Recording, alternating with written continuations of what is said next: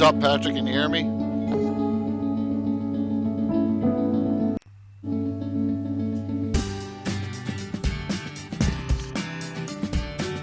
My Legend of the Lore guests are not here yet. Hey, what's up, Legends? Awesome.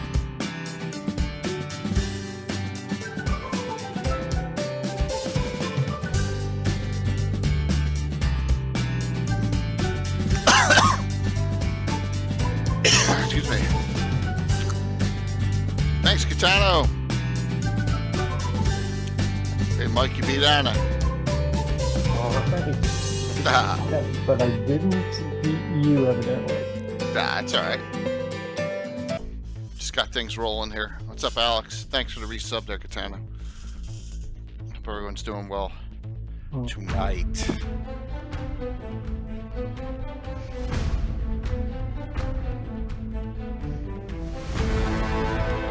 I didn't get any message from Anna. I was just wondering if she had gotten the new board for her computer.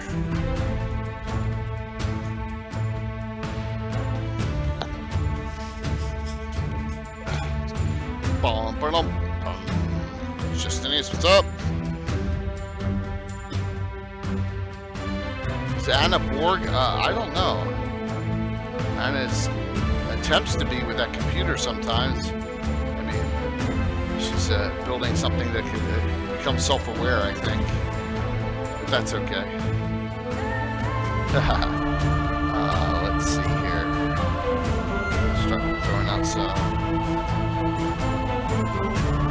Keeping an eye out for her, of course. Fun one tonight. Another great mic mic one, which is great.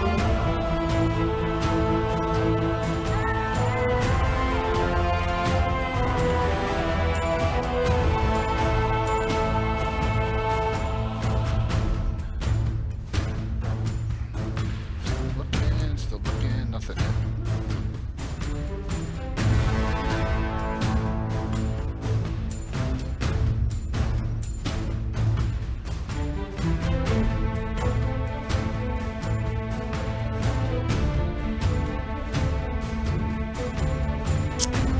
Let's see. Here comes Anna.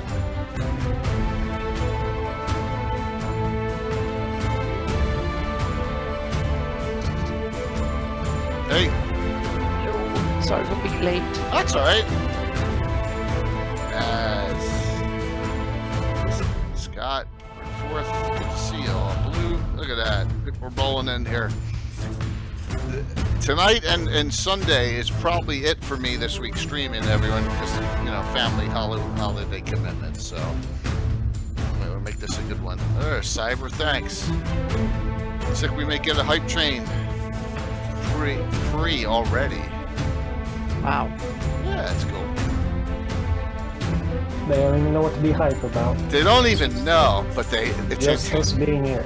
It's exactly. It's an anticipation.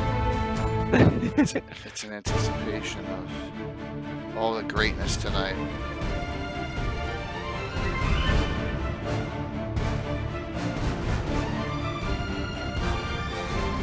Well, I'm glad they're all hyped because I'm never hyped, it seems like. But why? It should be hyped. This was your idea. Yeah. Oh, well. Just because I have the idea doesn't mean it's Excellent, Blue. It's great to hear. be good at it. Great to hear. Castle I think Keeper's it will good. be great fun. Yep.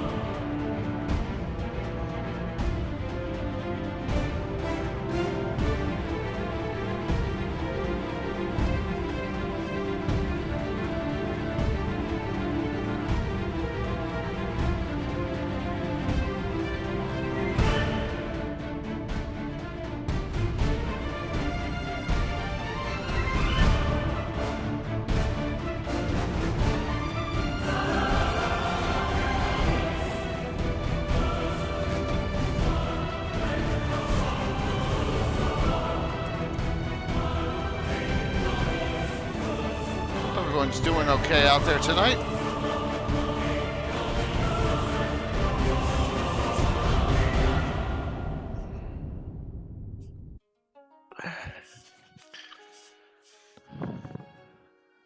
Yes. Let's Of hope. the many ancient civilizations of the world, Looking good. none can surpass the grand majesty of ancient China, one of the oldest and McBoy. longest-lasting civilizations in the history of the world, going back over 4,000 years. For Troller Games is proud to announce our latest thousands, Mythos thousands series of project, years. the Codex Sonarum. The Codex Sonarum covers the might and profound wonders of prehistoric to medieval China, both historic and mythic for castles and crusades. Mythic. With almost 200 mythical Chinese creatures and over 140 deities and heroes, Awesome. the Codex Sonarum is filled with monsters, gods, Cool. warriors, and more on a level that will be truly legendary, told in a narrative true to Chinese history. It introduces the basics of Chinese martial arts and is complete with Qi and the many Chinese. legendary abilities associated with it. Ancient complex systems of sorcery, spellcraft, and fortune-telling, even enchanted charms, are explored as well. What's up, Players Will? can live out their characters' Everyone adventures prepped in for tales for set their in popular festivities Chinese tomorrow? fantasy styles like Yeah. wuxia and Just- more. Yeah, for all the within most For the part. most part, pseudo yep. historical settings For the good. most part. brought to life by the Yeah. castle keeper. Yeah, Mike Maybe. sounds real thrilled. Yeah. Researched and written by I'm Brian thrilled Young, to the have wildly 2 popular extra Mythos days series of work off. delves into the mythos of Mhm. the ancient world, bringing hosts of gods and heroes, legends and lore, and even the monsters and foes that plagued the peoples of ancient times, to the stories that you create. That's a good thing of having a normal job. You have time off. Yeah. The Codex Sonarum brings ancient China to your table. Join us and pledge today. Well, that's good. You're not cooking. That's good to hear. Troll Yeah, I'm not Games. forcing my Join the my fray. cooking on that many, so Forcing? yeah. That's funny. So I'm staying away from cooking for events like this.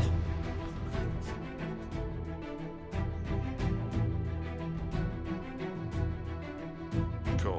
Thanks for hopping us over to level 1. That's good.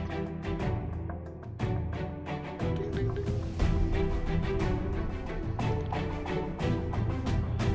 Alrighty. Again, you probably saw I got pics of that on my table. I'll throw a couple up when we come live here. All done up, getting ready for some upcoming adventures.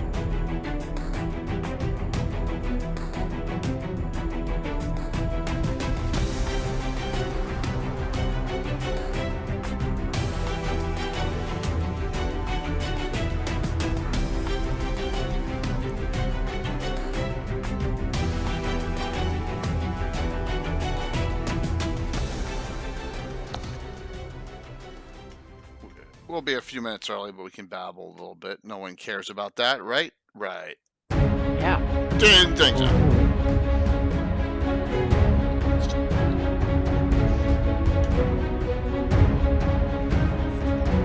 Oh, this is going. Let me set up the reprint giveaway. I can do that. Ahead of time, easier for everyone.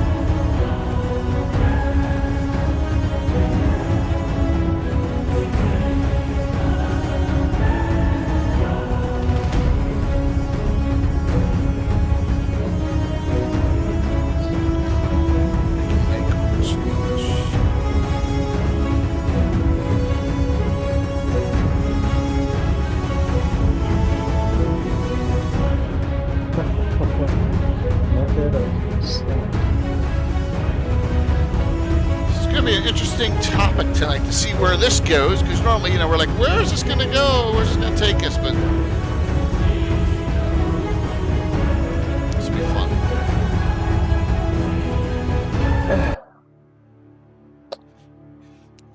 Good to see you, Current 3.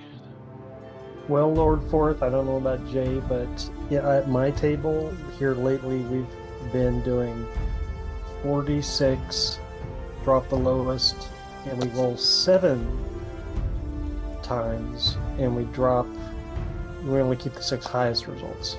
Right, So yeah, after yeah, that, okay. there should be no more whining. Yeah. We do a 3-6 time deal in the order, but like I will let them tweak or exchange them out based on what the class they want to play.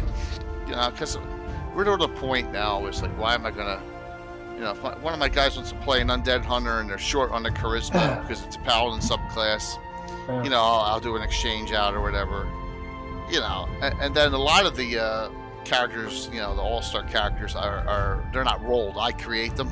Right. Yeah. So, but usually 3d6 6 times for each, and you'd think, oh, that sounds awful. They don't get that high a lot of times. So on that one, because there's no low to drop. So.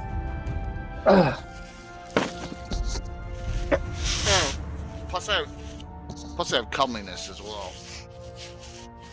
I have that 7th stat from the Arcana that I use, and we've rolled that before for fun, and we do that 3d6. Yeah. If you don't know, no cheating on that. Once again, there's no right or wrong way of doing it. Anna, you still have your old machine? Yep. It's to get the latest, coolest CPUs is not easy. That might take until the 30th or something like that. So another week, maybe. Yeah. Oh no! I hate to tell you this. Yeah. I knew that might very well be the case. So I'm not surprised one bit. So, and then it's Black Friday, so they're busy with other things right now too. So, yeah. So I'll check in on Saturday, see if they know anything. They knew it will not be the next few days. So yeah. You're hidden because I started before. There we go. Okay, there we go. All right. Good evening, everyone. Thank you for that. We are getting close. Thank you for the level 1 hype train. Really appreciate it. Yeah. It's like a relaxing Wednesday night. I mean, I was off yesterday and today. Hey, Bones, thanks. Lurk away. And got some stuff done. Got a lot of honey-do things done, which is always awesome. Well, I hate to tell you this, Anna, but I may not have to be hauling this up and down the steps anymore. Oh, you're getting a new one? Well, Dell had this unbelievable the had a Black Friday sale, right? And I got like $2,200 off of this machine. Yeah. 100. It's the 9th generation. It's the one with the 30 meg cache one. So what's it, a 12900K or whatever it is. 12th generation then. Yeah. 12th generation with a 3090, which has 24 megs on it. Yeah. Because it was a scratch and dent. So it's like it's got some, who cares? What do I care? And 128 megs of RAM. So I was like, oh my God, but it was a great deal. So probably be here next week. Good evening, everyone, as we're rolling in here. So a couple things tonight and Sunday night, I think will be it for us. We'll probably continue on the Dungeon Magazine discussion we're doing on Sunday night. And that's not a bad thing because we're getting into some really great times. As you saw on last Sunday, some of the wonderful discussions we had on things that were print. Like, oh my gosh, that's where that is. Well, there's more of that coming. So that's why, unless I have a special guest or something comes up, where opportunity presents itself, we're going to do part 6 on that. So, and that'll be it because I can't have a game. None of my guys are available. I'm not available, so I'm going to get thrown out of my house. So, it'll be cool. So. All right, Mike, how'd you come up with this idea for tonight, which is really cool? Greyhawk encounter tables. Hey, Orchid. It's probably 50% desperation and 50% just me looking at my list of topics we've done and looking for any avenue that we haven't already tried out. Well, this is definitely one we haven't tried out. So sometimes the topics can be self-serving too. Yeah, good, Justice. You got that already. That's good to see. I wanted to make sure that I try to get out as much eating worms. Yeah, well, pretty soon you'll be eating worms with Age of Worms discussion. We will. How do I put this? Sunday night on pace. We're on pace to get to this dungeon on Sunday night, Mike. Oh, hey, now. All right, nice. So we're on pace to get here. So I think this will, yeah. So Very I think cool. we're going to do Very cool. 107 to 112. I think we'll fit in. And we're probably going to start in a half hour early just because of family obligations that night for me. So we'll probably go 6:30, 8:30. But other than that, all right. So More, yes, more. Castle, and coming up after that very shortly will be Isle of Dread, right? And that one too. Yeah, Eli Torres. Yep. All right. So if you go to this, the first, there ain't no encounter tables in this, right? I don't think there are any. No, Yep, barely I'm in aware. Monster Manual. Well, they had one, but There wasn't any in that much. Monster Manual either. Correct. I'm not sure. I'm not No. sure, but I think it's so early that it's barely a Monster Manual out. So yeah. No, there's not. If you want to go to the first encounter tables, that's a great question. You want to go. Wait a minute, let me get to my right subfolder. I got so many freaking folders for this one open. You want to go to, and now I can't. Oh my gosh, Jay! I thought I was prepared. I got a lot of stuff. You go here. Oh, of course, it opened up on another sub. Oh my god, that is ridiculous. I got to pull this down, put this over here so it goes there. Yeah, and then bring this back up. That's stupid. Here's where all your encounter tables are. There are a ton of them, right? I mean, you go here and you're like, you go back to the appendix back in the original Dungeon Master's Guide, and there are so many encounter tables. I mean, look at right, Mike. I mean, this is insane. Yeah. So we're in Appendix C, page 174 of the Dungeon Master's Guide. And it just goes on and on and on in here, but there's a problem. Dang, Tom. Yeah. This is not a Greyhawk table, right? No, gen- it's generic D&D, Specifically. I guess, It's or com- AD&D. This is completely generic. So, Mhm. but But hang on a second. yeah. I need to comment. We said that about the mini. If you look at the magic items and artifacts and stuff, it's kind of Greyhawk in a lot of sense. So I think we can start looking at the encounter tables the same way we look at artifacts and some of the other stuff in here. That it's kind of Greyhawk in a way. But the encounter tables, they're not specifically Greyhawk, but they are kind of Greyhawk or Greyhawk-ish. So we're good. Tonight's classic D&D reprints. You get your choice of 2. Okay, they're on my here. So just note that. So, well, is it Anna or is it just Monster Manual monsters? I mean, well, yeah, that's the thing. Meaning we kind of tend to treat the items and the artifacts like they're not outright Greyhawk, but they are placed in Greyhawk. So I guess we should at least look at them and kind of. But but I never treated the encounter tables in here like anything more than like, oh, they were curiosity back in the day, and that was it. But that's me. Yeah. Right. Here comes the Mike chat Disney. room Oh, is nice saying. raid, Mike. Thanks. Yeah. Hey, Mike. Thank you so very Good much. raid. I hope Wow. hopefully the giveaways went well, Mike. Thank you. Yeah. Let me shout you out and Taryn. Exclamation point drawing for our giveaways. We're going to give away some classic D&D reprints tonight. I have Treasures of Greyhawk, Salt Marsh, Beyond the Crystal Cave, I got Bone Hill, Baldrin's Beacon, a lot of great adventures here. So please feel free to hang out. Oh, thank you all. That's really kind of you all to come in and hop into this discussion. This is pre-Thanksgiving.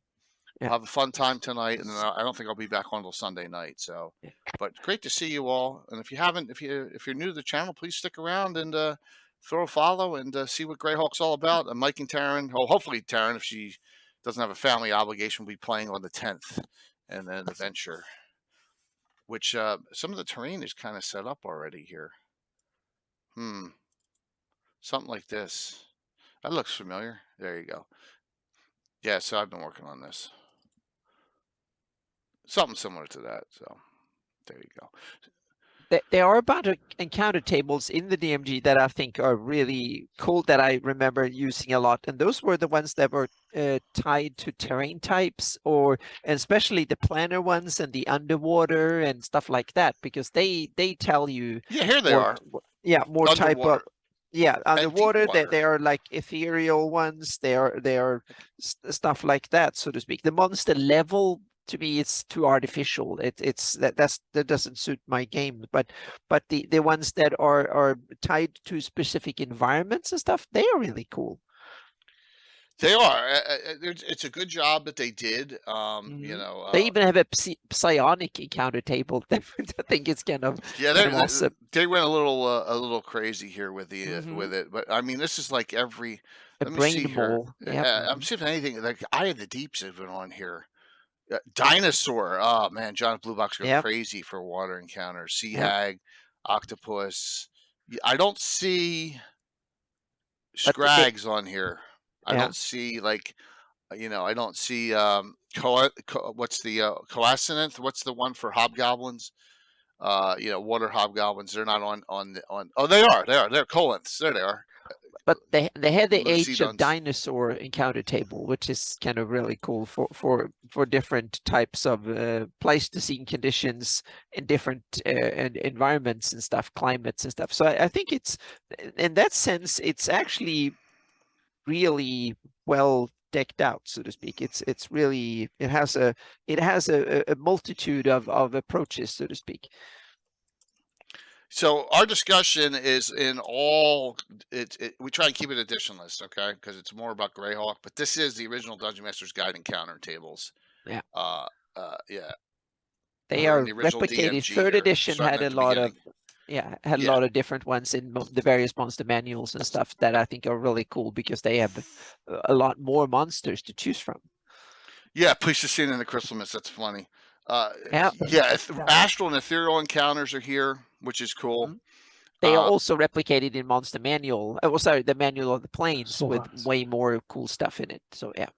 Well, Set of Raven, you may learn a little bit about the old school here, which is what you know. I'm a 1E2E streamer, and Mike Disney plays in my game, and he has a couple characters, including Legendary Skarn in it, and that'll be that special game will be on December 10th. But normally I'm playing once or twice a week with my friends and people like Ed Greenwood and Anna and stuff. So, but yeah, you're right. I think this is, looking through this doesn't serve us a purpose because it's not Greyhawk, right? It's every monster that you can think of by level. I mean, you know, which is neat. They did a great job on this back in the day. Someone had to put this together. It feels like Leonard did all this. This is something that Leonard Lakofka would do. Yeah, it's one of these jobs that it's ambitious and very comprehensive for its time. I must say that. Yep. 299. No, I'm nowhere near third edition there, Gary. Come on. and not Forgotten Realm DM. I don't campaign in the Forgotten Realms. I kiss Ed's butt. Yeah. So if you count that, we all do. Yeah, we all do. Yeah. So thank you for the follow. That's awesome. We're getting we're about to overpass 9,300 followers. So on the road to 10,000 here. Oh yeah. So, yeah, we're getting there. All right. So let me go to. This has nothing in it. We know that the 1980 folio does not have encounter tables. Does not have names of leaders. But it's got a lot of base stuff. But then when we get to the 1983 box sets, this is where things get really juicy. And this is where we're going to start off really hardcore with Greyhawk, you know, the box set here. And all right, so here's an original folio. All right, as you can see, very thin. It's got the books inside. Here's the 83. Here's the 83 box set, and there's 2 books inside.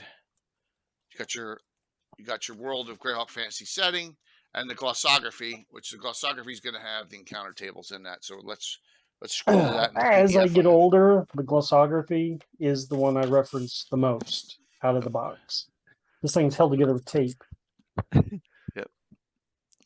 7 mongrels for the mongrels. Yeah, you never know. Gary, I may just throw in a quick mongrel 10-second ad in the middle of the show for no reason tonight, and it's very possible. Yes, Lomas and Ed, who last Friday night it was the best fantasy mapping show as far as viewership goes that we ever had. So, and some legendary things. So I already know where I'm going here. I'm going to the second book, Glossography, page 4. I already made sure I'm set here. All right, here we go. So here we go with encounter tables. Now, this is where we start getting the Greyhawk feel on what's going to be going on in areas, and they're broken down by region, which is really neat. So if we need to, I will cross-reference my map, the Greyhawk Anna's map, which is up, with this, and just see where we are. So, and then we got a lot of. They start off with talking about some of this stuff, like the patrols and all, some neat things here. But when if you knew nothing about the world of Greyhawk, these encounter charts are the most informative data that you will have in running the game. Hey, Big Jim, good to see you. That's a good point, Mike. Absolutely, that's a real good point. And even for experienced DMs, such as us, many of you watching, I've just been going over this thing the last couple days, and I'm finding things in there that's not necessarily new to me, but are very enlightening. So it's so deep with information that you're bound to find something useful. Absolutely, there's a lot of great information in here. So. Gary's in a rare form. I'm very persuasive, Gary. I love how they've done this. Okay, and I want to tell you this. I think Carlos has the same style. He keeps it in his modules to kind of similar style, which I'm going to show you tonight. Yeah. I wonder what adventure I'm going to show. Patrol encounters table. Awesome. Yeah, really neat. Let me see if I can blow this up just anymore. There we go. Okay. But it's not like completely random at this point.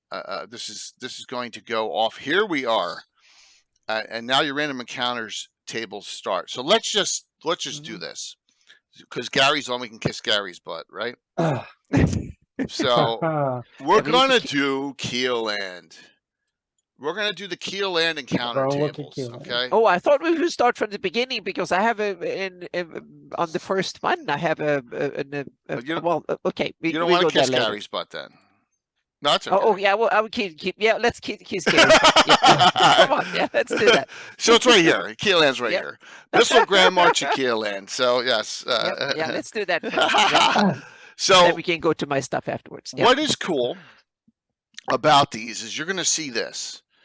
Use standard encounter tables. So what that's going to do is, if you roll in these, if you use these and you roll in a higher number, you're going to go back to those Dungeon Master's Guide encounter tables or Fiend Folio. That's all you need. Yes, exactly. Yeah. Fiend Folio ones are kind of accomplished too. Fiend Folio had addition. A lot more. But here's your encounter tables for wandering around Bissell, Grand March, and Keeland. I don't see any monsters on here, because it's a very civilized place. Now, if you say in Keeland, you have a 45% chance to use the standard encounter tables, which means you're going to get a monster out of it. But notice, men. There's a lot of. But I like that, because that's if you travel around Keeland, that's what you would encounter. So I think they are really well thought out. Yeah, definitely. And hey, Amy. That's the climate there, right? Before you get too deep, Jay, because I don't know if this is what you have lined up. No. The From the Ashes box set has encounter cards that update and revise in some instances the stuff in the glossography. It does. It does. And I got that too. You do got that? Okay. I do have that, but it's what number? I think I have it here. I think I have it on my thing. I should have it right here, but we'll take a look at that, which is a really cool thing. Yeah, so this is well thought out. And as you can see, general demi-humans, and then they go into details on the other demi-human races here. Notice there's no half-orcs or orcs in this area for Keeland. But then your standard encounter tables can hit you up with with other things. So, all right, where do you want to go there, Anna? You said you wanted to be Oh right at yeah, the top. I want to go the first one. Bandit Kingdoms, Horn Society, Ayus, and Rovers There of you the go, right Barrens. here. Okay. I've She noticed wants to go something to that I've the- never noticed before. Okay. They talk about wargs. Yep. Ooh, hey. Mhm. Yeah, Yes, and wargs. I simply think that it's another spelling of warg, Yeah, but it they is. call them wargs here. So now I'm going to my campaign. Of course, I'm going to rename the wargs for wargs. Yeah, But this could be a typo that they never caught. exactly. That's the thing. I'm not sure if it Yeah. was intended to be Yeah. wargs or if it's just a typo and or warg, because warg might not be a thing back then when this was printed in 70 Well, this is or 83. 82. Yeah, so it was probably done like in 81, 82 or something like that. So Well- when they put it together. Note this. This is done post Fiend Folio and Monster Manual 2. I'm going to tell you how I know right off the bat here. Flynn's are Yeah. nowhere in the original Monster Manual. No, but Flynn's were part of the original Greyhawk setting and the story and stuff. So they might have printed, this might have been done before this one came out. I'm not sure, but so we don't know which order they actually put it in. But in publication history, Flynn's. yes, you're completely right. Yeah, Yeah, yeah. and that's what we have Flynn's to are in go with. Fiend Folio. Fiend Folio. Yes. Yeah. Yeah, They're Yeah. Fiend Folio, but they're not in the original Monster Manual. but Once they again- are And that was tied to actually the Greyhawk s- setting, I think. And that was something I wanted to bring up about From the Ashes, because I was like, when I was researching this, I was comparing and contrasting. The From the Ashes, obviously, it's a timeline jump, so some of your encounter See if I can charts bring this would up. have changed depending on, like the wars or whatever that's going on. But one of the things I found interesting about From the Ashes encounter charts was the omission of Fiend Folio monsters. That's weird. Yeah, very weird. Let me see if this is it. And Norkahan, yes, wolf in Swedish is varg. Yeah. And the other Scandinavian 3. languages. All right. Yeah. So I only have right, one and Norker. 2. No clan. No, Give me None one of them. second here. I'll see if I can find there it. might be exceptions, but So it's- for the large part, a lot of your Fiend Folio things go away. And I don't know if that was a product of TUI Here we go. I got No. him. I got him. of the Look era. at that. All right. So we'll cross-reference these. Nice job, Mike. Here they are. These But are the for, updated ones. For QLand, there's not much difference in those charts. But when you look at, say, the Bandit Kingdom, I use one that Anna's talking about. You would probably notice there's no. Well, on Uh, this one now, there's ogres, orcs, trolls, and Oh, giants stuff- on here. Stuff gets added for yeah, sure. stuff gets Yeah. added, and this is good. And then Bandit Kingdoms just be lower with other stuff. Selena and High Folk. Is it with Ayus? Here it is. All right. Bugbears, Fiends, Tanari. Huh. Yeah. Maybe. Bone Snapper. I love Bone Snappers. I love them and Babblers there, Norker. Hobgoblins, Norkers. That's good. Lots I of have Norkers. some of the. Gary talking about the TUI Greyhawk Compendium monsters. I have some of those Greyhawk Compendium encounter charts loosely. Oh, that is Uh, cool. Mine is sitting in the 2E. They're 2E. And they come out of the updates. Yeah. Yeah, this is the updates because it's got the logo in the corner. Okay. But those have It's a some fine interesting old- stuff on it. Yeah, so you got like I love how this is good, Mike. Hobgoblins large band, right? Instead of and then it says Hobgoblins Yeah. and Norkers, and it has Norkers, not Hobgoblins as- separate. Exacting in the glossography. Now, where the glossography is still my favorite, and I would Mhm. virtually ignore From the Ashes encounter charts. Right. In this case, is some of the footnotes are just invaluable on the Like here- glossography. Like this here. Like let's go to Orcs and Ogrillans 5. 2080 Orcs and Ogrillans encountered in Ayus. That's a lot. And once again, you don't see the word Orog here anywhere, right? Mm. Now, do you see Thanks. the word Orog in From the Ashes there, Mike? Uh, I don't see it in I Ayus, don't and that's where recall you'd that. see it. There are no Orogs here in this random encounter table.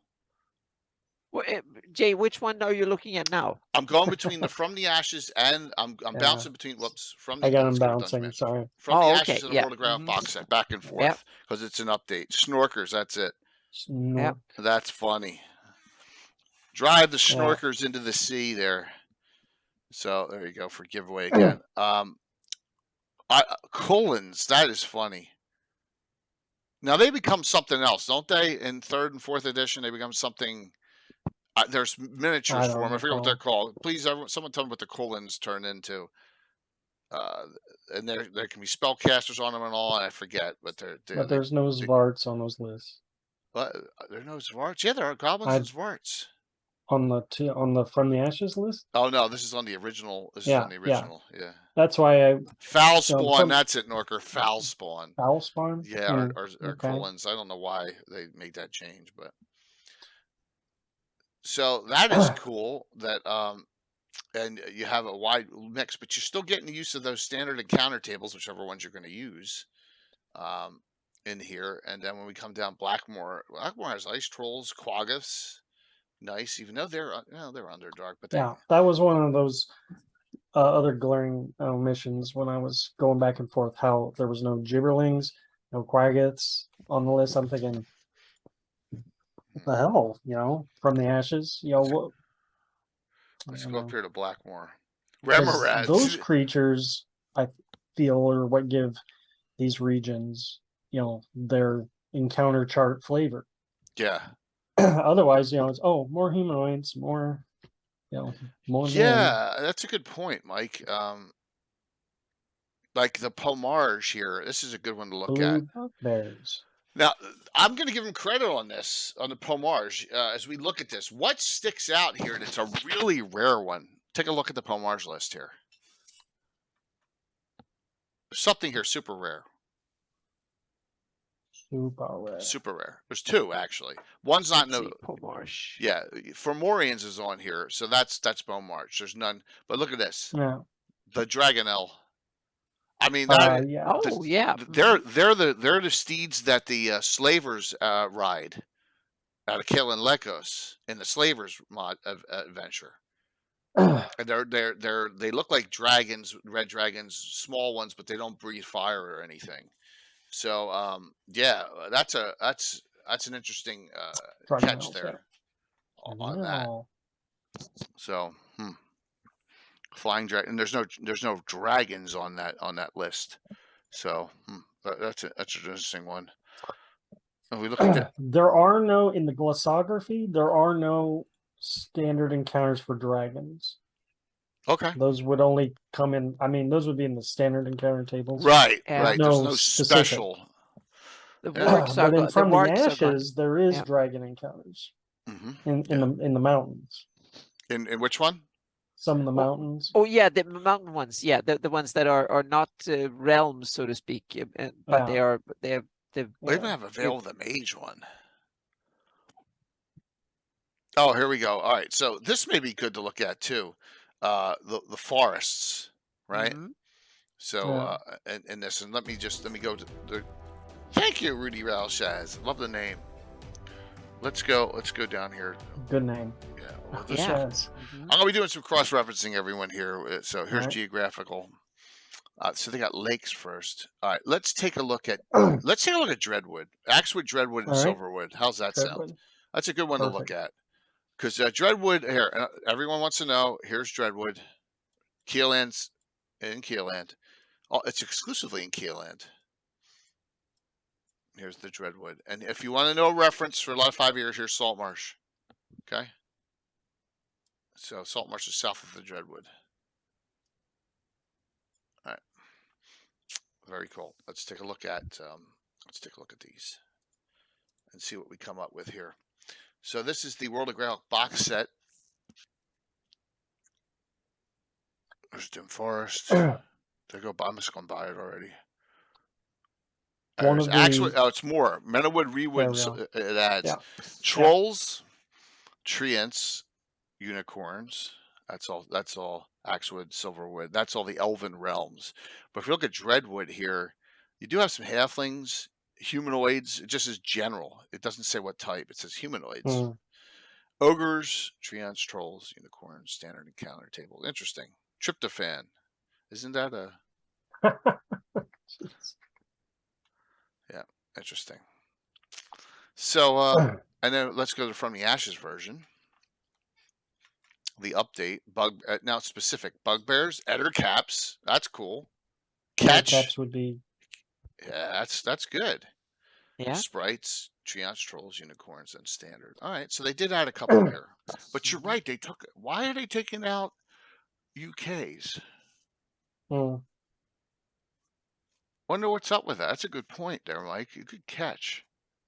Yeah. So after a while, it's almost not worth looking at the From the Ashes stuff. They might add some creatures and whatnot, but in the glossography, those same creatures you could get just from the standard encounter tables. I'm thinking That's a bit strange, isn't it? That's strange.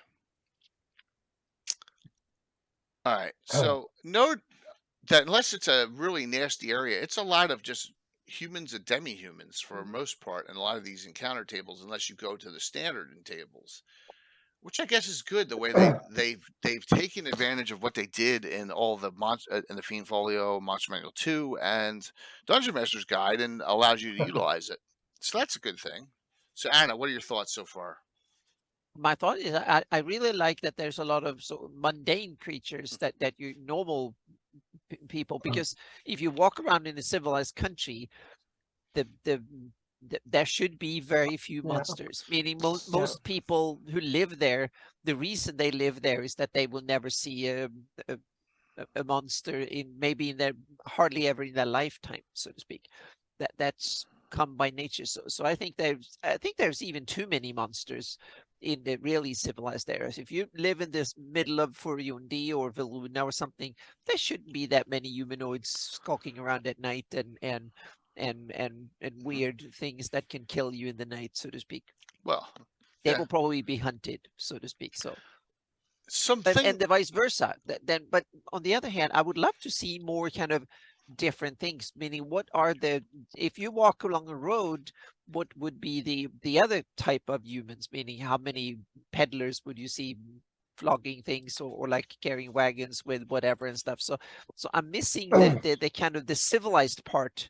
This is halfway there, so to speak. So I would love to see, and I remember I used to do some of these, like, do you see like the clerics on people going to the nearest temple, people going to the market selling things and stuff like that. But that added so many complexities because it depends on the time of year, the time of day, and so on and so forth. So yeah. Something really bizarre here. Okay, let's go down on this Greyhawk encounter chart. We know that there's a ton of Rennie in the barges in Greyhawk, and you come here Rennie near water, and it just says divers. And then Rennie over here, Shield Lands, I can see, but no Furyundi. I can see no Viluna, but that's a little strange that they're not. I mean, they're not in Greyhawk. They're hanging out in Greyhawk City all the time, so that's weird. That's strange. Yeah. Interesting. Apparently, they're not around Greyhawk that much. But they're all throughout the Greyhawk Free City Greyhawk box set. Yeah, but someone forgot to read the encounter table here, and they didn't use it. Yeah. Yeah, that's. I'm just looking to see where Greyhawk is up here. I feel like those encounter cards and From the Ashes were almost an afterthought. You think they so? weren't good enough to put. They weren't good enough to put in the book itself, and they were kind of tacked on. And right. Well, I don't even see one for Greyhawk City in here. A lot of the stuff that's in the glossography just were kind of sucked all the personality out of it. Like one of the things the glossography really does well, a carryover from Gary's wargaming roots, is there's a lot of encounters on there with soldiery and knights and patrols and everything. So if you're going just hex crawling across the Flannis, and a lot of your encounters are just going to be the ongoing geopolitical stuff going on. Yeah, but that's what those encounters are. Exactly. I think these encounters suit really well when you go to the wildest part of each realm, so to speak, where you go Yeah. off the trail and Yeah. away from from settlements and stuff. That this is what you will find. So yeah. Yeah. So let's go down. Let's hit out some of these. Look, I like these encounters here. Let's see what. Let's see if there's any jungle here. A Medio jungle. Media jungle. All right. Jack Khan. Nice. Intelligent apes, right? Mm-hmm. Gibberlings. Here comes our gibberlings. Mm-hmm. And then tribesmen. Oh, cannibal headhunters. Nice. That's cool. And then use your standard, which I don't know if I would agree on that there, but you know, being a I think so. You used the jungle one for a bit over half. I think that's fair. oh, that's right. There's a jungle encounter table. Mhm. in Oh in yeah, there's a itself. jungle Yeah. encounter that's table. my Yep. bad. Yeah, you're There's right. even a Pleistocene jungle jungle one. So yeah. Mhm. All right, let's take a look at the Sus Forest. Another great spot.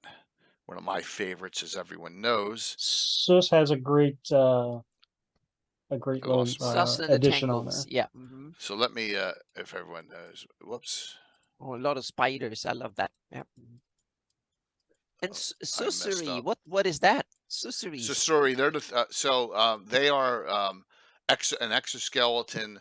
Looks like almost like an ape, but there's no head to it, and the air goes through it. That's a fiendfolio monster. Oh, okay. Susaurus. I need to. Yeah. Okay. Yep. I need to look at it Yep. here. So Yep. here's the Sus Forest right on the side out. Tamira, hey Kai, thank you so very much. And then Hi. note that Susaurus. This is great. I love that. This is Yeah, you good find out reference. some things here. Mhm. So Susuri, spiders, trolls, dangerous vegetation. I love That's that. the good one. That's awesome, Mike. Wolves and it says wolves in yeah. sheep's clothing. Vampire Oh, there we go. bush. Susurrus. Is that the? Yeah, that's it. That's it. Mhm. Susuri is what do you call it? Plural for it, I guess. Susudio. Go. Oh my gosh! Don't have me singing. So the glossography for Susforce will say, it says that you can use the standard ones in AD&D, Monster Mania or whatever, or you can devise special ones. I thought that was a pretty interesting DM prompt there to create your own carnivorous vegetation. Well, yeah, I mean that's a great thing. I mean, there's a ton of them, right? There's a ton of fantastic carnivorous vegetation. So look, and this Sus Forest here, the Susuri disappear because they're not. Other caps come. Centaurs, brownies right there. Knolls, no. Yeah, this is actually way worse. There are carnivorous plants here still. Orcs. Yeah. I use skulks in the Sus too. I like skulks. So poor Phil. Vegan Sioux monsters. Yeah, it must be something. So I'm glad to see the Susaurus is in there. That's neat. Mhm. That's neat that it got into that. Mountain ranges. Are we gonna see some dragons here? Yeah, it's also cool in this Not Sus. in the glossography. What was that, Anna? I was saying in the Sus Forest, it's kind of cool. They have 3 sentient, semi-mobile, 50% are dangerous. Yeah, because you could have Loranican, which are black treants, right? Yeah, but then they have another one later between 50 and 55, dangerous vegetation. That's a separate one. Yeah. So I think someone kind of ran out of they wanted to fill out things. So yeah. Oh, there's some great vegetation. So you have dangerous non-tree vegetation too, that hey, Lady bushes Gwen. and stuff. Yeah. Okay, Hawkeye, good to see you too. I'm glad everyone's hanging out tonight. Night before Thanksgiving. Hopefully everyone's got some nice plans tomorrow. And like I said, no game tomorrow night because it's a family night, and we'll be back Sunday night definitely. But I don't think we'll be streaming this weekend. So let me go down here to the hills and the highlands, Lord Mill Mountains. Here comes the one. Here's the cool one. Arakocra are on here, and they spelled it wrong. Arakukura. They spelled it way wrong. So the Arakocra are in the Lord Mills. Are the here? If Gary's on, he's probably bored from this topic, but are the Al-Karak Elam Lo- in the are they in the Lort Mills as well, Gary? Hey, Orchid. Anyone know what the Al-Karak Elam are? No. No? Oh, oh man, you're gonna make me get it out. No. Where is it? I may have, you know what? I may not have a Best of Dragon Volume 3 right here. The Wingfolk. Oh. Okay. Yep, Wingfolk from Dragon Mag, Norker. Yep. I have them more like so half elven looking and stuff. Yeah, or the early Lockwood art. Yeah. Cool. Hey, that's all right. So, yeah, the Eric Cocker are in the Lort Mills, according to this. So, Cairn Hills. Rennie, near the water of the Cairn Hills. That's Wow. cool. That's Dang. Now, Cairn Hills, that's a good place for me to now diverge again. all right. I don't know if Jay has Go for it. looked into this, but the City of Greyhawk box set has encounter tables. Yes, it does. Of which the Cairn Hills are quite good. Do you have a page you're on the Free City Greyhawk box set? No, I'm just working off notes. Okay. One sec. Maybe page 17. There we Of the first book? go. I'm not sure which book that is Okay. actually. All right. I The blue one. Oh, sorry. Go on. That's all right, Anna. What were you gonna say? You said page. Oh yeah. You do this first, and then I have an Page update 17, on did the you say, wargs. Mike? Yeah. I think it's 17. I'm gonna have so many things up. Here we go. Yep, here it is. Yeah. So you got your Cairn Hills in the glossography. Yes. You got maybe you're from the Ashes version. And then you get this much more detailed That's Cairn nice. Hills to go off Yep. of, which Very- I think would more accurately describe the conditions on the ground if you're playing in that area. And just remember, we know from the discussion with Rick Rose about him and Carl Sargent and Doug Niles, they did this stuff in like 2 days, the entire books, right? So they put this together. 1 to 2 rocks. Oh my! Yeah, that was one of those things that raised my eyebrows. I'm like, rocks? Jeez. That's awesome, though. A Manticore. Okay. Hill Giants, Trolls. 50 Dwarf Company from Graysmere. That's nice. Yeah, I like how that's specifically mentioned. 4-headed Hydra. Graysmere. Why not 6? I'd up that. 4's too small. Halfling Patrol. You got a good mix here. Greyhawk Garrison Troops, which is it's a good fill, right? It's a real good fill for here. Is that the only other encounter table in here? In the box set? No, I think Miss Marsh has one. Yeah, I think so. Veneer Div has one. Yep. And strange enough, the Grand Citadel has one. The Grand Citadel, really?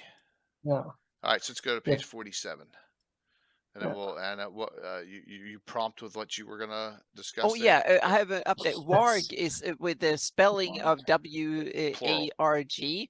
That is, according to Wikipedia, that's the Tolkien spelling of big evil wolves. Yeah. So it's a Tolkien leftover that they had weeded out. Punished for that. That's where I think it come from. Yep. Yeah. Look at I this. think it's one of these Tolkien leftovers. Random encounters within the Citadel. Oh, yeah. So if you happen to be skulking about where you shouldn't, this is what you could encounter. Prisoner work party. Nobleman or other official.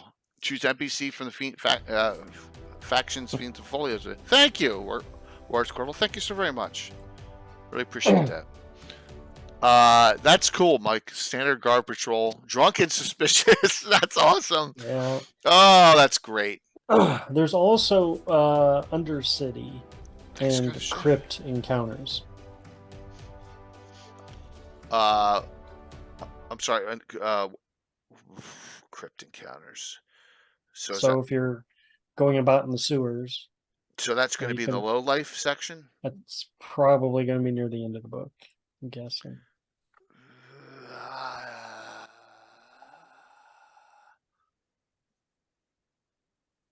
That one I didn't prep for. I prepped a It's lot all of right. adventures. You would think I would go through this. It's my favorite publication of all time, but I didn't. Yeah, I'm not. So someone Well, can find anyhow, someone in the can find city of it. Grey, Let me know. Yeah. my notes say the city of Greyhawk said Mhm. Undercity. You can expect to find such things as crocs and rats and snakes that you would expect, but there, is also the Odiags, Neo Odiags, and black puddings. So all the stuff that will wipe away those things. Also, interestingly, crayfish is on the encounter charts. Well, I can see that they get. It's just like anything, alligators and stuff. They get thrown down Yeah. there, and they just keep on growing and growing and growing. They Yes. don't. They never stop Yes. growing, right? So, if it's eating crap down there, there's zombies on there, That would be in the old crypt. In the old crypt, right? you Because can see all your typical undead. the gravediggers and embalmers illegally use zombies to clean the sewers, and some of them they lose track of them, and they're wandering around there. Exactly, Norker. I love that. It's so funny. It is so funny. So, to me, the Fiend Folio also encompasses fighting.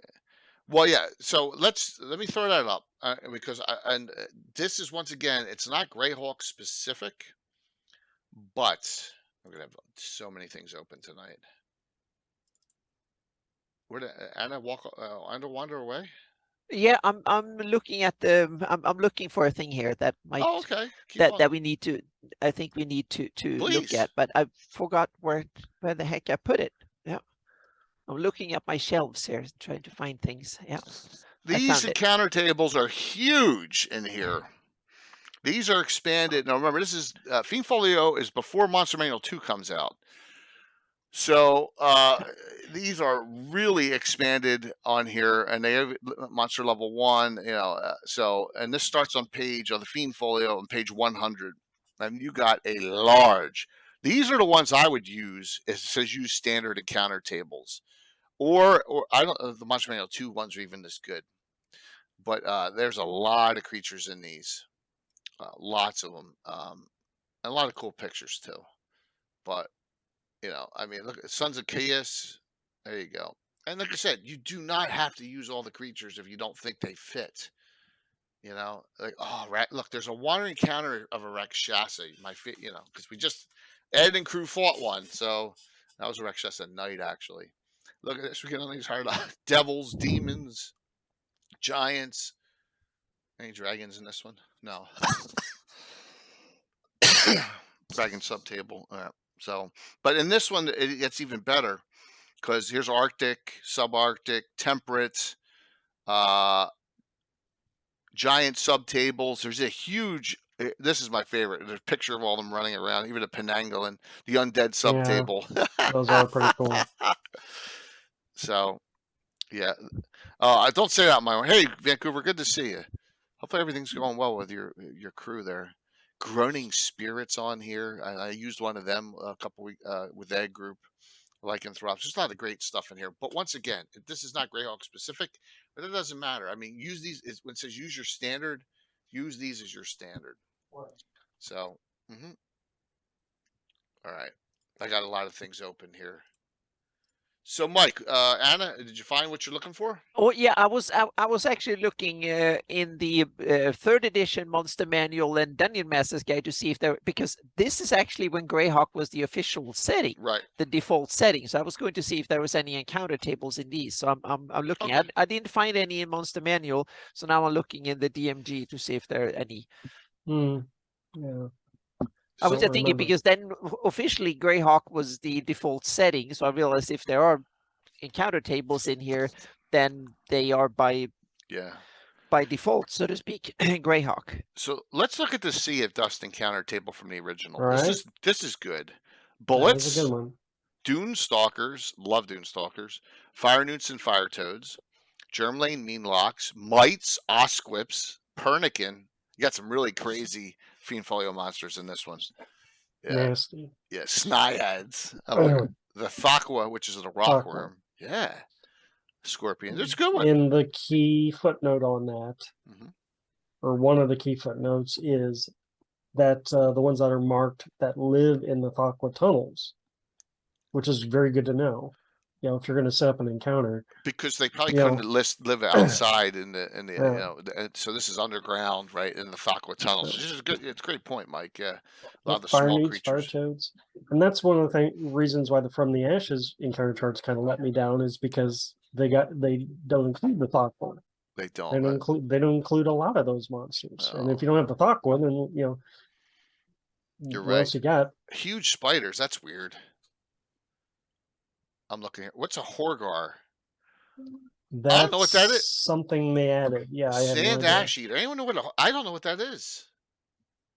Huh? No idea. But you can see, if you're playing along, It's a with the Dragonlance additions monster, Norker.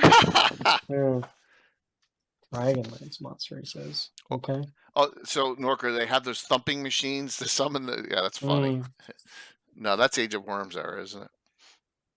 No, it's not Horgars from Dragon. No, Bloodwild says no. It's news to me. I don't. That's the first time I've come across something that was written in first and second edition. I have no idea what it is. It says Sand Ash Eater. Oh, I don't know what that Sand is. ash eater. It's probably the. Oh yeah, I'm sorry, Worms. Orchid. Fiend Folio. That's So we come here. Here's the Fiend Folio. What page am I on here? Just so I can go right back to it. 116. This is the Fiend Folio. It's original first of the Githyanki on the cover. It's 1981. This is UK compilation of monsters. A lot of them were in Reitdorf magazine and some of the UK adventures, but like this came out and it was groundbreaking at that time because they really had some European style creatures in it and stuff that was really over the top, like Penangolins, which is a Romanian. Where's that legend from? I'm not sure where Penangolin. I think Carlos told us that, but I forgot which culture I think it came Romania or Bulgaria or yeah. something. Yeah. Yeah, might be. Yeah. Yeah, these are all 1E. These are all 1E books, which is good to give a really good place to go because you go back to the basics there. That's a Penangolin here. See, with all the entrails sticking out and stuff. Yeah, a little gross. So, well, it's an MC5 Greyhawk from 2E. Okay. So Horgar Logic competitive. replaced the Thakwa. They're the tunnelers. Okay. Okay. So why they felt that it's because they got rid of all that Fiend Folio stuff and someone came up with Horgar to replace him. I don't know. Now, could that have? I've never used the Horgar before. Could that have to do with them getting rid of and closing down the UK division? Oh, Malay. Okay, thank you. No, yeah. Penangolin. Malaysian. Okay. Yeah. Thank you. Melee. And they did bring back some FF stuff later. Right. Yeah. I can see there are wilderness encounter tables in here. Nothing specific Greyhawk, but they're nasty. In the regular swamp, there could be black dragons and hydras and all sorts of stuff. So there's plenty of juicy stuff. So one cool thing about the Fiend Folio is this fairy and Sylvan setting. So if you're doing one of those and you're in Geoff or you're in Selene, you got something here which has monsters and regular creatures. You like Basilisk. Jakuli, that's a rare creature. And here, Griffin's Harpies, Gorble, another goofy Fiend Folio creature. And you got your regular stuff, your sylphs, treants, unicorns, whipweed. Interesting. They have the unicorn carbuncle. Bunny. Yep. Yeah, and that's got some neat ones. Yep. So now let's. When we're go for it, Mike, please.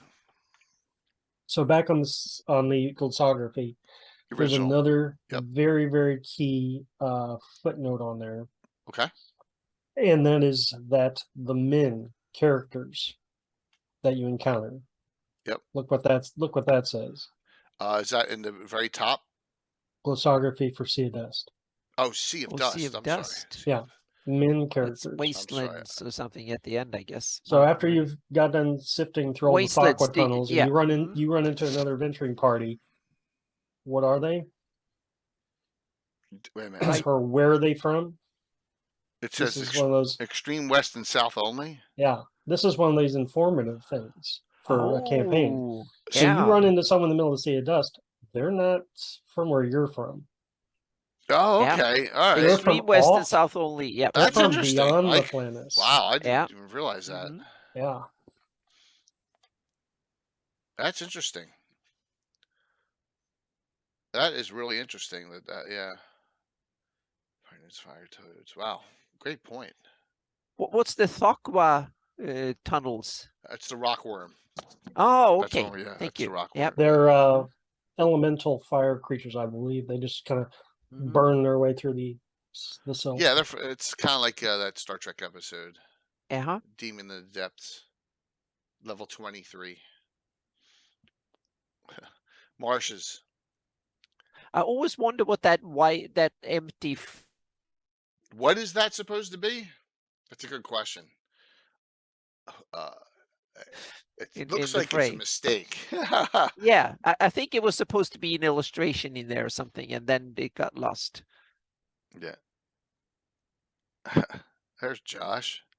Hi, Josh. You staying out of trouble? Probably not. Just kidding. One sec here. Oh, I forget which is which here. Is that the right one? There we go. So you got what is Lone Heath in Underworld? Lone Heath is on Okay. on the east coast, north of Jay, Ralastra just- and Granwood. Yeah. You just touched on my favorite encounter chart area. Okay. Yep. Yeah. Go for it. So the Lone Heath is next to the Grandwood. Yep. In Relastra. Let me go there. The encounter charts and the philosophy for that are very informative and fun. And this would be a place that I would advise anyone who wants to start a campaign. This is a good place to start. So if you look at Lone Heath, it says men bandits. Oh, there it And is. in parentheses, it says good aligned. Yeah. And if you go to like the Grandwood, it'll talk about the woodsmen. So that this is all what would you call it? Rebels. Well, yeah, Right. they're probably rebels against the Great Kingdom and the evils of Ralastra and the Evids and stuff like that. So they're hiding out there. Yeah. Yep. The Grandwood Forest encounter chart is the only one in the entire glossography, because I looked for it, that has the encounter, and Gygax puts this in the very beginning of the glossography. The false patrol. There's only one place in the entire book there's false patrols, and that's Grandwood. Oh, there it is. So you Men got patrol false. yeah. So you got false patrols, you got good bandits, you got elves. This is it's Robin Hood. Is what Okay. it is. Yeah. Mm-hmm. And here it is. Also in the Adri too, right? Not the false patrols, but the good bandits. Very Yep. Robin Hood. Mhm. Interesting. 50% of Grandwood Forest woodsmen tend toward good alignment. Yeah. Well, I'm like, Yeah. just 50%. That's pretty. That's good. That's a Yeah. good pickup there, Mike. Nice, Mhm. nice, nice So, look yeah, into well, this. all that stuff is just carefully engineered Yeah. to give you the feel for that area. Yep. You have to think like war gamers. You have to take a little bit of stats and stuff and then Right. derive a lot of information from it, so to speak. Well, look at this. This is new too to me. Burial Forest. Wolf dogs as wild dogs, but equal to war dogs. Yeah. Mhm. Interesting. Yeah, Yep. That they would, that is Mhm. interesting. it's kind of a distinctive thing for your setting that you have wild dogs that are that vicious, I guess. Yeah, they're double the hit die basically. War dog. Yeah. Norker's right. There are quaggas on the There's surface. quaggas all over the surface in these encounter charts. Yeah. I know that they use themselves to. Maybe You in the know. dark areas of the forest or something. All right, so let's go deeper into some adventures. How's that sound? Deep, Yeah. deep. So let's do of course, where is it? I thought let me check 168. I'm looking here.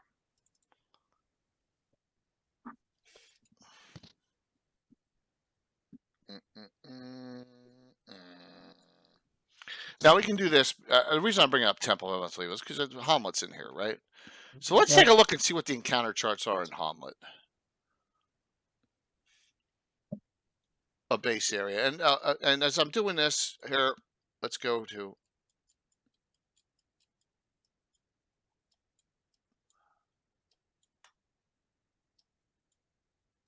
Okay. So you get an idea. I'm trying to find my mouse. I got stuff everywhere. Okay, let's see if we can figure out where the encounter. Yeah, where's the Temple of Para-Elemental Evil Yeah. and Quasi-Elemental Evil? That's right, because I Yep. have para and quasi elementalists. Then you should have evil versions of them We too. do. There's a lot of evil ones of those, especially spellcasters. Word encounter charts. Oh, wait a minute. You know what? I'm being stupid. I put them down in notes where they are. Hamlet, page 21. Let's get smart here. Details of buildings. Here we go. 21 of this. We're going to see. This is a first level adventure. Oh, that's the moat house. Oh, it was the Hamlet moat house. So, sorry. Moat house. Yes. So the moat house, the upper level of the moat house itself, the ruins. Look, rats, Like any noises. dungeon crawl. Yes, giant ticks squeaking, brigands' footsteps, brigands, rats, ticks. Yeah, how often will you have ticks on a encounter chart? Ticks Well, are- yeah. So ticks are not as nasty as sturges, right? Mm, Well, actually, they are if you look at it. You Wow. can give them diseases. We've Yeah, had they examples. do. The other, what was it on last Gabin? We looked at one of the dungeon magazines that had diseases. So give the Let me look through here. I'm already thinking like in Kabul's cult that nourishes or breeds special ticks and lets them out in the neighborhood that spreads their disease. That could be kind of fun, and they could be Yeah. bigger and nastier. They could be ticks that are like tiny but they're bigger. Yeah. So there are no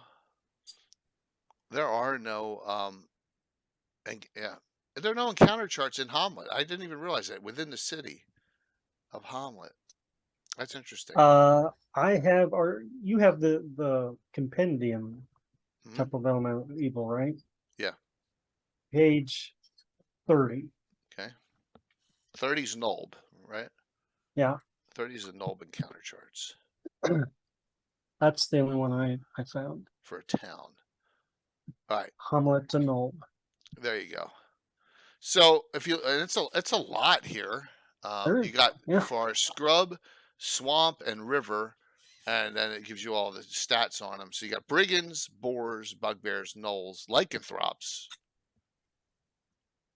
a That's merchant nasty. caravan, Yeah. normal wolves, no encounter. Yeah, I like the evil pilgrims.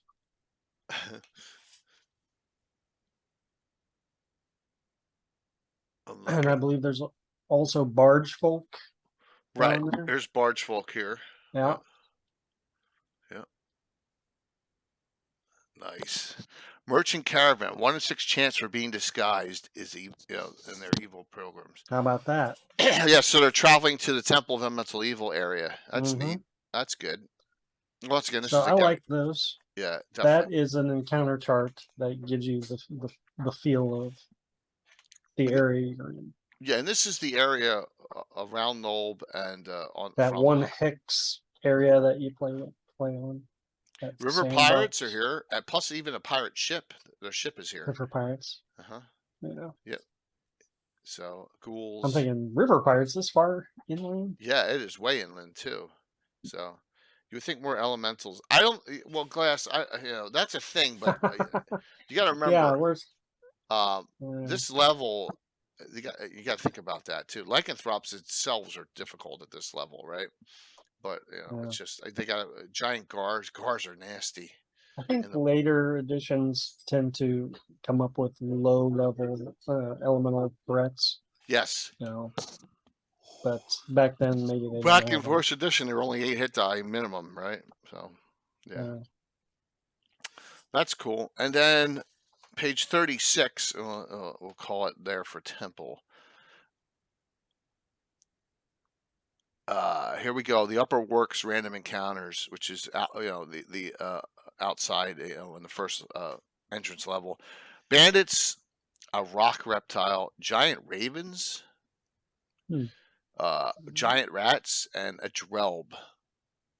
So you got some options here. Yep. So add launch silver coins from slings. What's going on there, Stuart? Werewolves are common. Yep. A full hour, Orchid. We're good. The giveaways will be around, right around that 10 o'clock Eastern time. So yeah. All right. I got to close some things out. I got way too many things open. So this is great, but I want to show you something else. I'm sorry. I'm going to show you the greatest adventure ever written that's published for Greyhawk. We're going to see the random encounters here. Okay. And that would be My Horror in the Holes adventure with Carlos. Oh, no.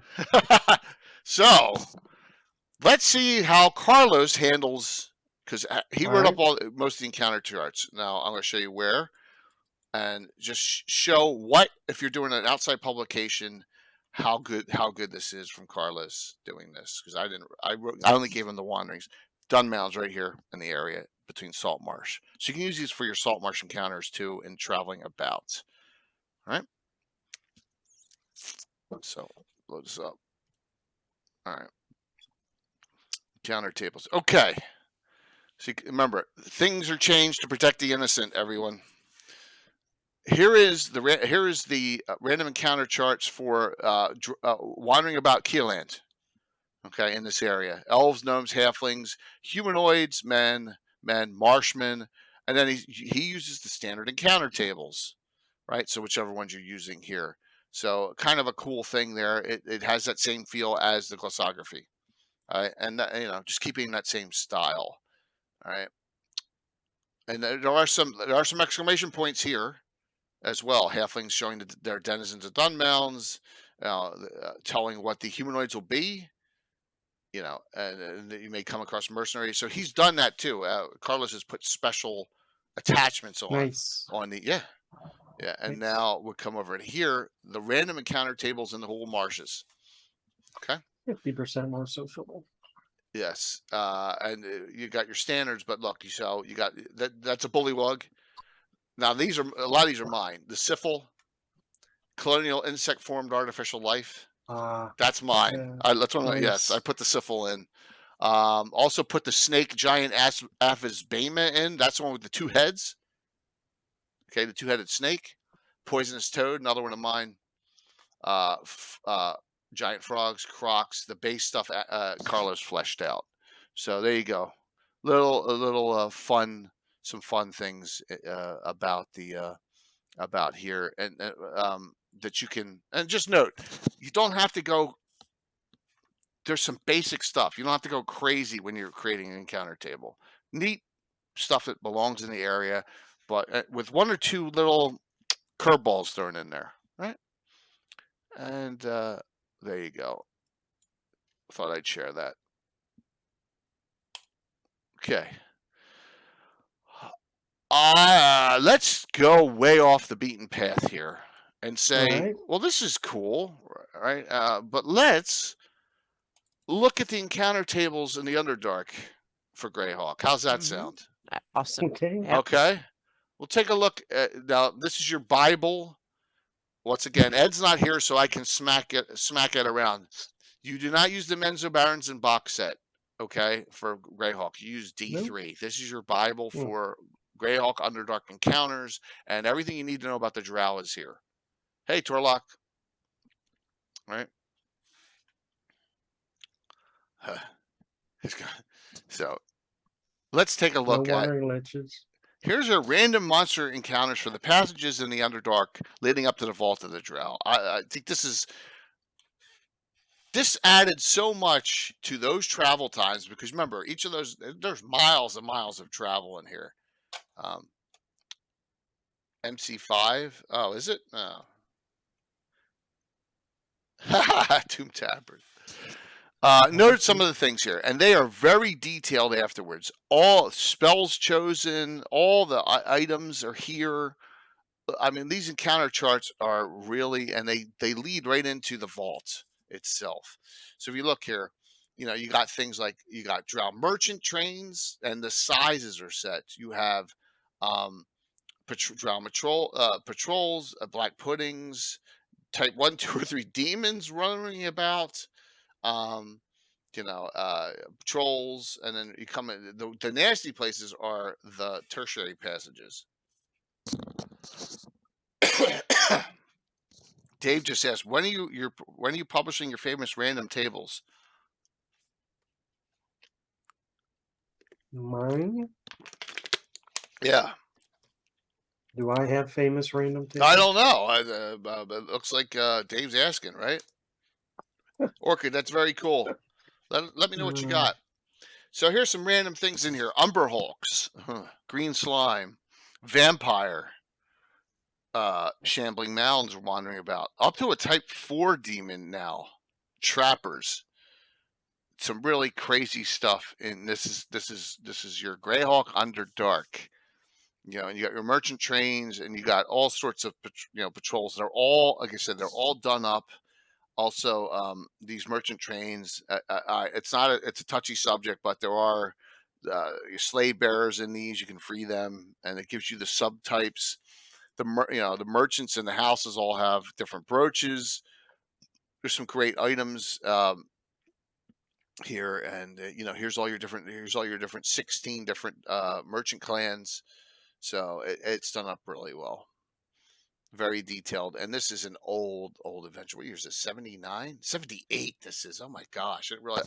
Wow, that is ancient, absolutely ancient. So there you go. That's your Underdark. But going into that, and we'll do is the Giant series, which has some really cool random tables in it. And I want to bring up one of these because I know it was, and it was one of Jason Zavoda's favorite things. Mm-hmm. These adventures are very short. They're only 8 pages each, but they're really, really detailed. Here we go. So here's your wandering monster encounters for G1. And it tells you specifically where they are inside, which is neat too. That's a very dynamic chart. Yes. Of what's going on in that area. Yeah. So cool, Lando. That's good to hear. And it's great. You got different giants here, and it's specific to the adventure. Chief and 2 ogres going to get some trophies from 6 to show off in the Great Hall as the party's going on. So that's a neat thing. Now I wanted to show this too, because Jason always loved this. The giant bag content table. Yeah.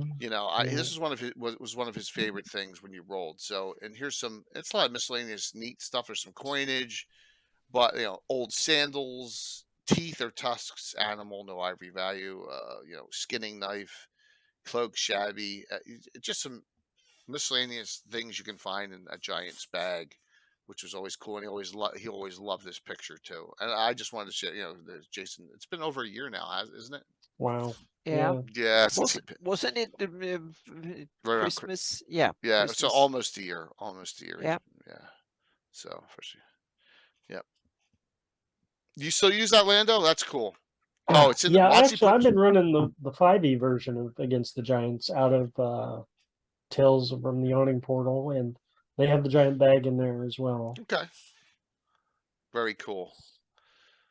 So once again, you get some specific encounter tables, which is neat. on Against the Giants. So, all right, Mike, Anna, where would you like to go? You tell me. Now we covered almost all the ones that I was aware of. Oh, there's plenty still. Oh, there? good. Yeah, please continue. Plenty. This is awesome. Yeah. Probably one of the best random encounter chart sources is Lost Caverns. Of Showcamp. Showcamp. Yes. Oh. Absolutely. I think I have that You one want to, prep. if you want to run something in the Yaddle, that's the Yes. place to get your charts. Great one, Mike. I Yeah. had that The one set already. glossography's good. The glossography's fine, but this will go into way more detail. Wall of Fame for me, everyone. All the stuff I'm showing, except my own, of course, are on my Wall of Fame, right? Because that's where you want to go for adventures. I like S4's encounter charts because it also throws in events, I guess you could call them, or what? That's a cool You know, idea. like avalanches. And it even describes the encounters fairly well. Here it is, and Mike is correct here. Can you all see? I'm blowing it up a little bit. Border Patrol, Avalanche, and Rock Slide. Right? Yeah, this is good. All right, so let's go to the map here. Show everyone where we are. A vast mountain range. All right, so remember this. Sunday night, we talked about Alana's Scar, right? Which is right here from the adventure, and High Folk. Here it is. It's right near there. Here's Showcanth, and Tharisden's up top, and the Obsidian Citadel's here for another adventure, right? Or is that someone? Yeah. So there you go. There's Showcanth. And that is Eagle's Horns right there in the map that Anna has done brilliantly. And so we go to this. So this is the Wilderness Encounter table in that area. So you got Elven Water Band. You got a Blue Dragon wandering about. Now, I think that's these encounters be used for numbered encounter areas. So these are in the outdoor encountered areas as well as creatures coming from there. So look, Wolf Pack with a Wolfware leader. Now, I just used a Wolfware in that adventure, right? Just recently. And I used a Wolfware. Well, so, dragon on an encounter table. Yeah, but it is the dragon on the encounter table in the area, Dale, though. So it's like a foreshadowing. Right. You would, hey, I see a dragon. You see it flying, yeah, attack it. And this is cool. The Border Patrol from number 1, southern part of the map is Kedites, and the northern part of the map is I like the division. This is great. It's Perrinlanders. Yep. Yep. Yeah. So you have them, and look, you have an Elf Fighter Mage even in the Perrinlanders. See, if someone wants to be enterprising, you could do the same with a lot of the mountain ranges on the map. You could have your northern Crystal Mist, southern Crystal Mist, whatever, Chorus, north and south Chorus. I have used wolf in sheep's clothing lately. Yeah, I did. I love wolves in sheep's clothing. I love those monster types. A lot of those monsters from Barrier Peaks are great. So yeah, and it just says here, let's see what it says about Avalanche. How you do an Avalanche encounter. The party will hear a faint sputtering sound followed by rocky clattering and rumbling. They must immediately, before the DM counts to 10, hopefully you don't count fast, move or else be crushed. Be crushed. Those failing will kill each party member who fails the saving throw versus spells. Save simply against the relative danger. If the party backtracks, they will have to cross rock slide now on the track. Wow. But that's a neat DM trick. I've had a couple of DMs that were real smart. That just started counting like 10, 9 in the middle of whatever when we were just talking, and we had to figure out what we were doing, and we didn't know what was coming. And someone said, "I rolled a perception," and I rolled or did something, so to speak. So that was kind of awesome. Yeah. Yeah, this is great detail on this. And note, this is another Gary Gygax written adventure, and it seems like a lot of the Gary Gygax adventures have, we're talking about T1 through 4, G1 through 3, D3, Showcanth. They all have detailed random encounter charts. Mm-hmm. Yeah, a lot of great stuff in them. I mean, look at this Mountain Tribes. This is a lot of detail going into that Mountain Dwarf Band, 45 infantry. Holy jeez. The Wyverns, the Hermit. I forgot about the Hermit. Hermit's kind of important in this adventure. You kind of need him. What's the other adventure with the crazy Hermit in it? Is that Keeping the Borderlands? Yeah. Right. Yeah, with the crazy Hermit. So. Yeah. We didn't even look at that. I wonder if they got good encounter. I don't remember. Oh, I have L1. We're going to see what Leonard did We're gonna show see what. Oh, Len- he should have. Yeah, yes, we're gonna once. check out Yeah, one. mhm. Uh, At least the biggest ones. Yeah. How are the encounter charts inside again? Even though I love that map that on was it page 9, that one, because it has an interesting perspective.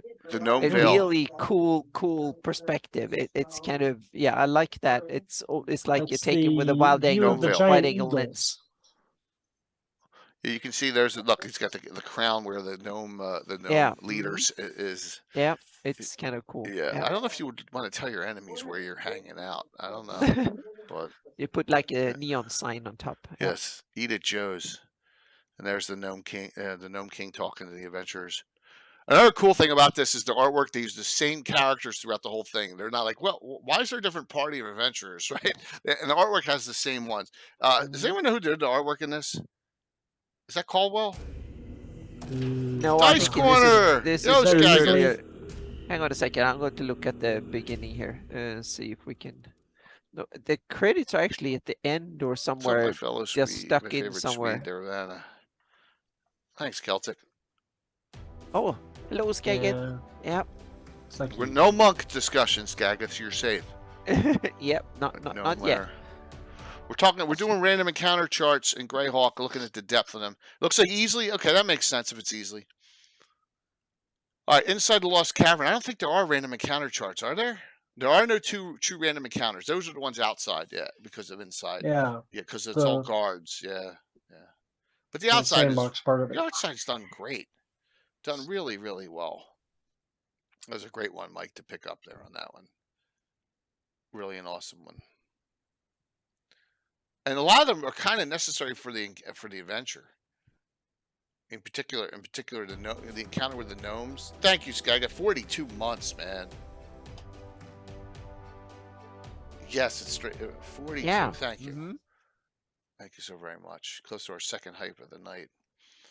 And once again, everyone, please note the next adventure the next my next stream probably be Sunday night after this. Yeah. The art for this one is Jim Holloway, Aero Lotus, Jeff Easley, Stephen D. Sullivan So are the ones that. it's all of them. Wow. Mm-hmm. All Yep, except so there's some really good the ones. one that begins with a T. Oh my God, my brain shut off. Trampier, no Trampier, Yeah. but all the other base artists from the time. Yeah. Parkinson and Caldwell came later, I think. All right, here. For those of you who are new, here I'll show Drelsna just because. There we go. One of the greatest ones of all time Mhm. in this adventure. There, Igwell's prize. That's I use his half sister. Everyone there. So Mhm. one of two characters I always said I should have never killed while doing this one. Well, you can take good example from the published canon. You can always find a clone somewhere or something. A Yeah. clone of an undead character. Well, maybe. Yeah. She's Ghosts. They can turn ghost or something. You can kind of manifest her in some other way. Yeah. easily 82. So this was done well after the adventure because Showcanth is really old and it's basically a re-release at this point. Having an original Showcanth from the con, yeah, that's buku bucks. And that Julian weeps whenever you clone an NPC. He does. Well, he weeps a lot though. What about a clone from before she became a vampire? That's a good idea. That's a good idea. Yeah. But now after Then the you may fact as well after all those resurrect years, her. it seems like a cheese out for me though. Yeah. But yeah. I mean, just a great. Or maybe when you killed her as a vampire, you can resurrect the bones to her true self or something like that. You could still, because resurrection you can do. Yeah, forever. or at least with divine intervention or something. So there's some cool ways you can kill the vampire, resurrect her back with or something, and then she can turn evil and you can start all over again. So yeah. Mm-hmm. All right, let's check Leonard and see what Leonard does for random encounters in Bone Hill. Ooh, Bone Hill. Okay. All right, and if you want to know where Bone Hill is now, Tim goes, I'm not placing it there. That's stupid. So he's running Bone Hill for his son now, and All right, so here's Lender Isle. Lender Isle's here. It's here. Okay. Yep. Resting for this area. Yeah, there you go. All right, Garreton's where L2 is, but it's in this area here. So Tim says, I ain't doing it there because I only use western side of the map like Jay because I do whatever Jay says. I'm just kidding. But he put it on out here. I forget what island he threw it on. He threw it on. He may have even thrown it here. He says, I'm putting it out here in the Sea Princess. It just makes more sense for me. I'm like, whatever you want to do, dude. It's your game. You can do whatever you want. You know, Yeah. which is cool. All right, so Bonehill, let's see what we got here. Oh, right off the bat, random wilderness encounter charts. Mm-hmm. So, yeah, and Len, Len is Mr. Dot the I, cross the T, right? I know a lot of you never saw Len on the show, but you should go back and take a look at some of them. Yep. Especially ones where not ones where he pops on and off, but ones that the show's about him. And there's a lot of old legends and lures and gabbins with him. So here's his encounter chart: Sturges, wolves, wargs, ants, axebeak, ankeg, carnivorous 8, one of my favorites. 2 to 8. Oh my gosh. This is for levels 2 to 4, but I use it for first levels because it's almost sandboxy. Yeah. Yeah, Len was great moose. I agree on. Mhm. So the con ones are going for $6,000. That's about right on those show camp ones. That's about, yeah. So he's got a lot of normal stuff. He doesn't say use the random the standard encounter tables. He does his own here. So, and he also talks about human or demi-human bands or 5 or more individuals will be led by a leader. An elvish leader will be a fighter mage of matching levels. So he goes through and does a little detail up on there, and that's wilderness. Has a nice rumor list too, which is cool. Here comes Len tables. Here's the Len tables. Yeah, there we go. Yep. Yeah. Len tabled up everything. Chance of knowing the number of rumors given by the character level and the die roll. This is a Len table Yep. Mm-hmm. all the way. Yep. Yeah, and look at the how much. All right, so here, this is a die. This is percentile dice. This isn't just a 20-sided die. This is a percentile dice. Mm-hmm. This is way more than 20. Yeah, you can roll 3 times on a percentile too, so you can I kind of what is called, I forgot, when you have like 1,000th. Yeah, don't go into that. That's it. Yep. Yeah, and so here's his map, and Len was all about contour lines too. Love contour line maps. So whoever did this did it right for him. Like I said, this was a, you could make this first level. You can add some, there's a lot of basic little encounters out here. You got raw. I'm looking to see if there's any underground one here. Here's more encounter tables, wilderness encounter tables. It tells you the location in the adventure, roughly where it is, Mm-hmm. and the percent of the encounter. That's pretty cool. Yeah.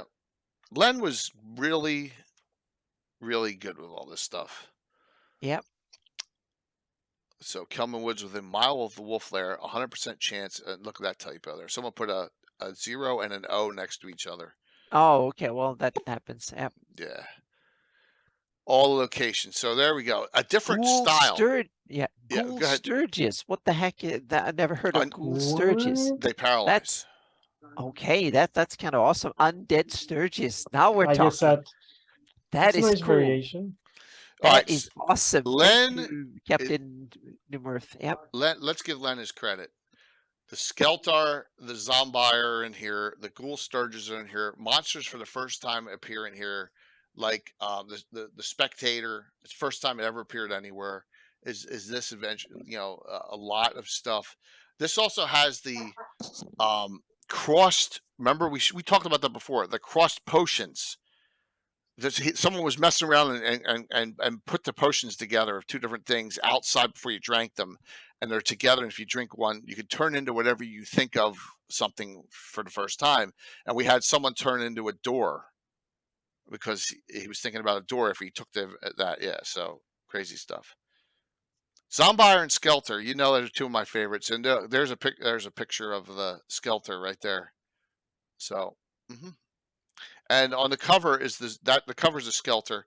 And we all know, hey, this is the cover for Virtual GrowdCon 3. Mm-hmm. This is the ode to cover that Troy's artist was kind enough to do for this adventure here. So some great encounter charts here by Len. and a different style a little bit, where it's going where you are. There's a percent that you're going to come up to something specific, which is really a little bit of a twist going way back. So yeah. Potion miscibility table, already done with the effects already pre-rolled up, which is neat. Let me see if there's any other encounter tables in here. Never ran that module. It's on my to-do list. But, Do what Tim did. Move it from Lendar. Move the L series over to Sea Princess somewhere in your area. no, that wouldn't make a difference. No? It's just that I haven't Here they are. put my mind to running it. All right, so here it is. Here's the magic potions that are crossed. And here it is. This is my favorite. A potion of polymorph self crossed with a vampire control. This one was a real discovery, but when it's tested, it will give no indication of its nature other than a good feeling or a warm tingling. When fully imbibed, the figure will become nervous and excitable. He or she will want to do something. The very next living thing the creature mentions, however, well, I did living or unliving, he or she will become. And it's permanent. If the polymorph form still has the same mind, but its abilities could be radically changed. If no form is named, no transformation will occur. So, yeah, pretty neat. It's a permanent change. So, neat stuff. Yeah, like I said, Len was cutting edge here. So here's another thing that Len did. Where are they where are they inside? Look, so this is this Telvar, this Madge. Here he is, and you got to figure out where he is when you come in. Night, day. So that's an encounter chart right there. What room are you going to encounter him in? Mm-hmm. Another great thing. That is a cool. Yeah. Yep. That Len would do. Yep.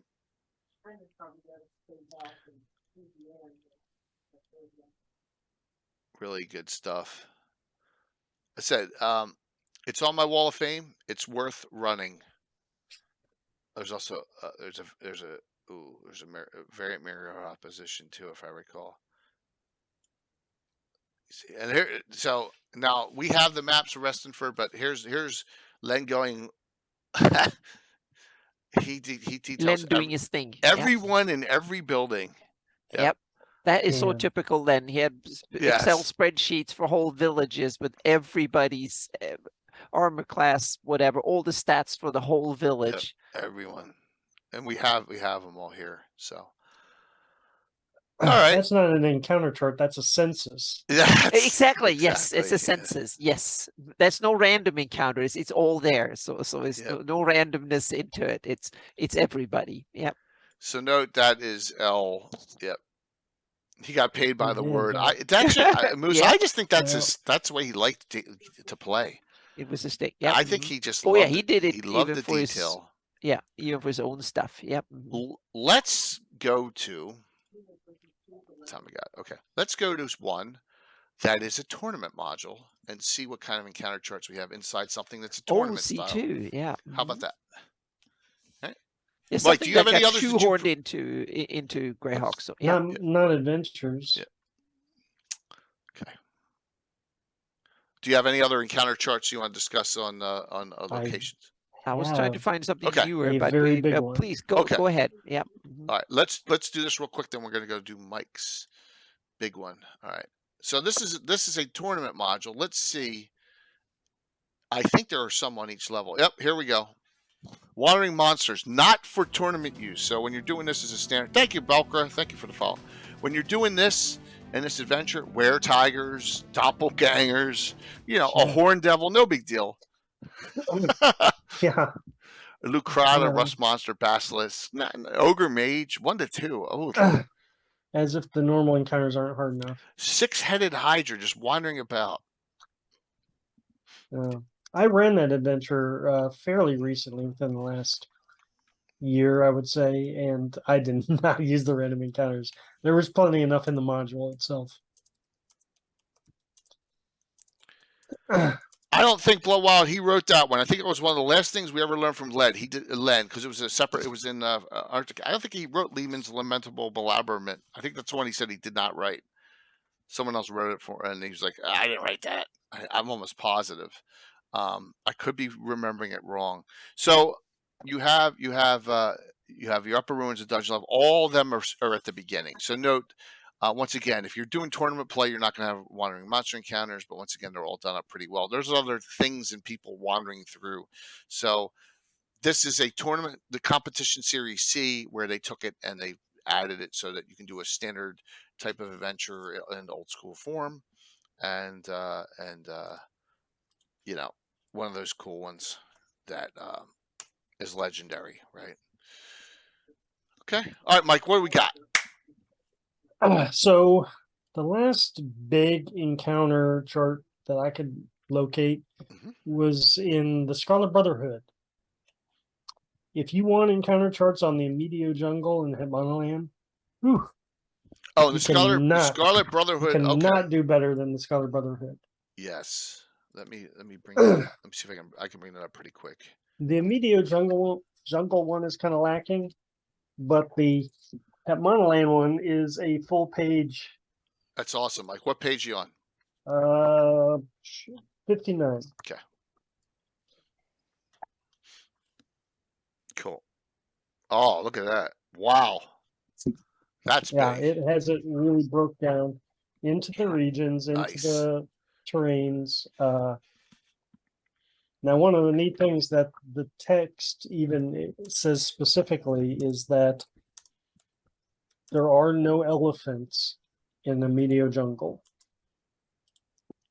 Okay. But there, because the Omen migrated from Hitmonaland to the Medio, there are symbols of elephants and, maybe elephant tusks or whatever that they brought over with them.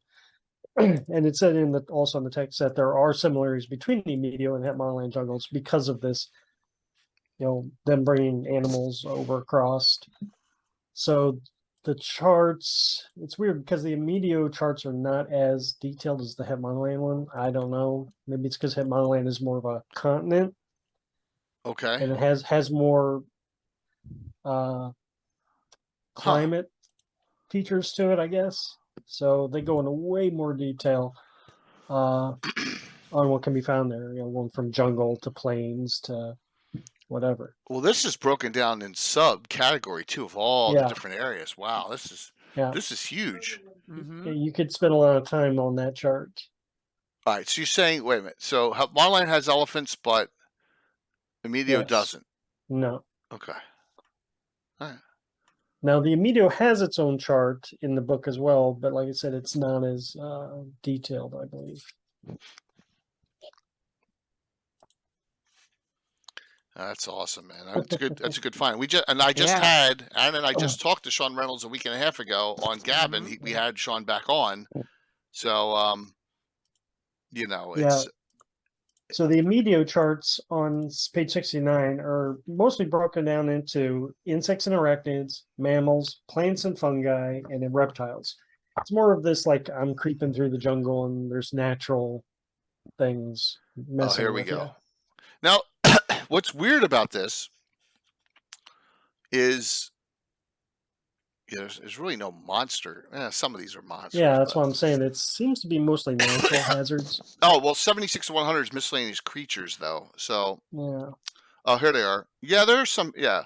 But if you take those charts and you combine them with like lithography and your standard DM guide and Fiend Folio, if you put it all together, you can create your own really good campaign encounter charts for a Medio or whatever. So if we're looking here on the map here, we're talking a Medio jungle here. Remember Sasserine and Cauldron, which we've been discussing on the Sundays about the dungeon magazines. It's here. Here's the Medio. That's even without that information. Right. Yeah. That's true. Yeah.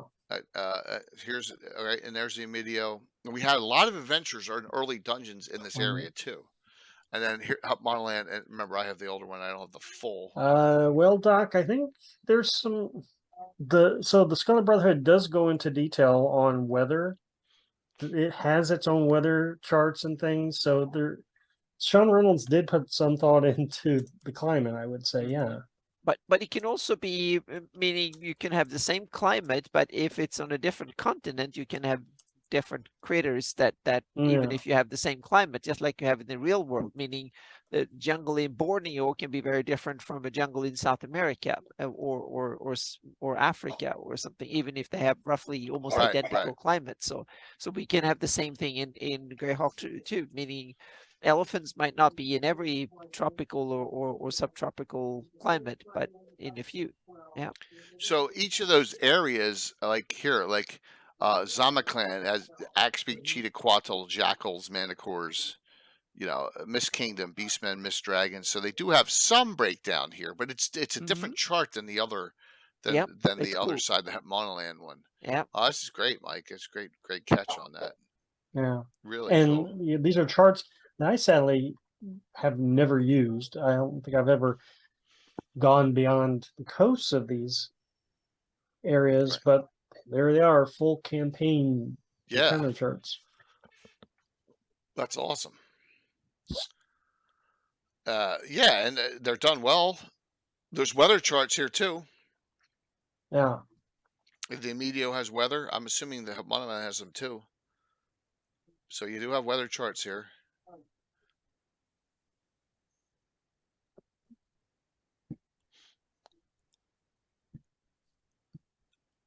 Okay. The D20.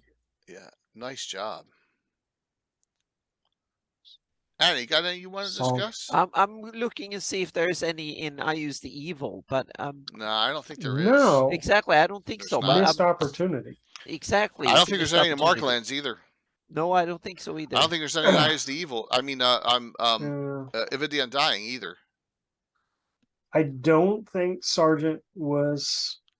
He was the opposite there was of Len. so much information that he was dumping Yeah. that Yeah. random encounters was Hey, son. left out. He was the opposite. Len told the adventures by Excel spreadsheets, and called Sargent he wrote long Word documents. So they kind of used to. They had in a way opposite approach. I don't think there are encounter charts. Are there encounter charts in Slavers? Not that I could find. I don't think there are No. any in Slavers either. Now, Yeah. that's Sean Reynolds too and Primus, but I guess they said, you know what, we don't need them. And there's plenty of other encounter charts in the area, is my guess. I Yeah. think Sargent and those guys were smart enough to know that if Thanks, you had those books, you probably had your glossography and these other things. And you didn't need more encounter charts. Right. That your old ones are still useful. That's why I still like the glossography. It's one of the few things that I'm Yep. very grognard about on Greyhawk stuff is the encounter charts. I like the old ones more than the newer ones. It's a shame that they removed some stuff, So, like, here's a note from me. The Vespi Forest, which is one of my favorite areas. Mm-hmm. You don't see some of the stuff that actually there's a whole Beastman forest right here that is in. So let's take a look at the Vespi encounter chart here and just see what it cross references to, just out of my. So they're not on here either. Patrols. So this is from the ashes before Marklands is done. Okay. Yeah. Yeah. Got a lot of humanoids. Norkers. Norkers get thrown in everywhere. Norkers are everywhere. They're a plague. Yeah. Mm-hmm. It's interesting. Necromancer's Encounter chart book. Okay. Hang on a second. From the complete book of Necromancers, Dale? Necromancers. Is that what you're talking about?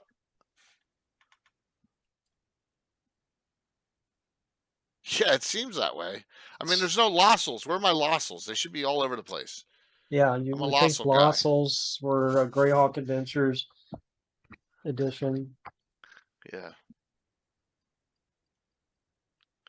The hairy humanoid in Greyhawk called? There's the Quaggoth. There's it's too many Norkers. Way too many. Maybe that's what Gary was saying. Enough with the Norkers.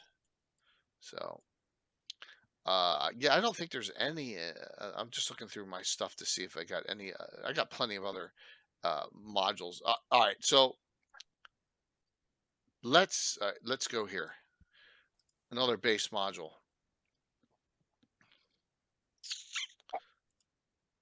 What are the encounters in the original Secret of Salt Marsh? Don't really.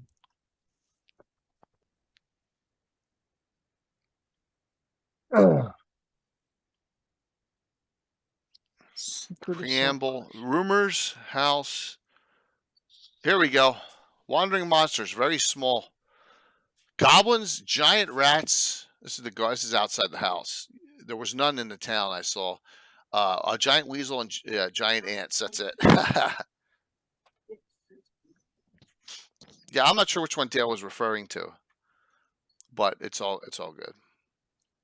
Next Dimension Games made a lot of great stuff. He and I both love it, but I'm not sure specifically. Well, that looks like it. On the upper level. I bet you there's one for the lower level. No, that's it. Wow. This is a UK adventure. It's the first of the UKs. Yep. That looks like it on Wandering Encounters. It's all the actions at the house. So Yeah. Yeah. Here. There's a random encounters on the ship. Mate, bosun, magic user.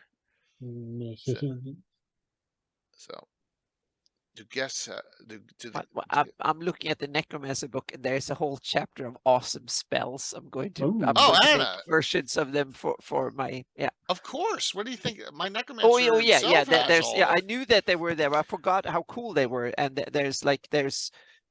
so I forgot how cool these spells were. So I need to another thing in there. Check the price when you get to be 10th level, where you get a special ability, but at a cost. You can take take a look at that too in there. It's a great book. Yep. Oh yeah. and they have a campaigns part, but this is not specific Greyhawk, but it's kind of. Yeah, but it's a great book. Yeah. I spent a long time. This is one of the best books Oh my God, made it's for great. D&D, I think. Yeah. It's awesome. Like Monster Mythology is another one that is fantastic. Well, thank you for that, JW. That gave us to the 9,300 mark, which is awesome. Yeah. I really appreciate that. So let me. No encounter tables in it though. Yep. Here's a strange Wild Coast. Men, demi-humans, humanoids, men, raiders. That's it. Yeah. Yeah, you would think the Wild Coast would be a little more. Yeah, I think that's a little disappointing for the Wild Coast. Oh, you mean it's not wild enough? Yep. Not wild enough. Monster Manual 2 has great encounter tables, but they're not Greyhawk. So David, I showed the Fiend Folio ones. So let me pop up that real quick. I have them here. It does have a lot of times in cities. Because it's a Gary Gygax book, so of Not course. yet, Uncle Fuzz. Not yet. I mean, look at this. So these encounter tables are extensive again. They got all the levels all together this time instead of all spread out through the book. A lot smaller print. It tells you which book they're in. So this is the compilation of all 3 books. All the way up to level 10. Outdoors. I mean, it's a lot. But once again, this would be your C standard encounter tables. This would be another one you could use instead of going to the Fiend Folio or the Dungeon Master's Guide. This would be a great place to go as well. So it just depends on what you want to utilize. But yeah, there's a lot of great encounters in here. But Fiend Folio, I think, has more subcharts than the Monster Manual has. Right? The Monster Manual just has long lists and lists, but the Fiend Folio has great subcharts. So. All original source books are Greyhawk. Yes and no. Yeah, we kind of mentioned at the beginning, Yeah. but like it was mentioned in chat, Yep. all the source book encounter charts are what you default to on the standard encounter charts. Absolutely. So for region-specific encounter charts, there's just a few good sources for those, like the classography. Yep. And then you can choose, like, if you're DMing and you want to use a lot of random encounters, you decide what book is your main one. Maybe it's Monster Yeah. Manual 2, maybe it's Fiend Folio, Dungeon Master's Guide, some other reference. You can always do that, and that's a cool thing. For me, I don't use Wandering Monsters that much. And when I do, Yeah. I use 2 to 3 of them as options, right? Like it could be any of these presets because of my style of live streaming, Yeah. So I wouldn't say I roll random encounters all that much. I like to look at the charts and then build my encounters off the random encounter charts. it's a good idea for the area, based on the area. Yeah. Yeah, that's good. So it's not really random so much as just give me an idea of Yep. what I want to tailor. But I'm looking right now at the adventure card, at the random encounter card area in From the Ashes, and the World of Greyhawk box set, and then From the Ashes is the update, which Mike pointed out to that. So this is the original one in the '83 box set once again, and it's a good starting point. As Mike pointed out, the Fiend Foley ones disappear here for some reason. There's got to be a reason. It's because they were, if From the Ashes is the first box that you ever bought, then you would not, at that time, I guess, you would not have access to a Fiend Folio. Yeah. Right? So they're doing what's ever in print going forward, but that is my guess. Yeah, it's a good question to ask, and we can't ask Carl Sargent. Yeah. But if we ever get Graham Morris on, Yeah. right, or Graham Davis, both the Grahams, that would be a good question to ask them. So, Yes. well, Glass, that's the thing, and you got to be real careful with your random encounters. You got to level base them. It's all part of being a DM, But we wanted to show some of the cool creatures you may not realize were in Greyhawk, like Susurrus, which is in the Sus Forest, right? Or the Arakocra in the Lort Mills, and all the stuff that all the references, especially the in the glossography, there's a lot of random encounters for cavemen. Yes. I know we've discussed this before, but if you want some Neanderthals, you can pretty much roll the encounter charts from any of the mountain ranges in Greyhawk.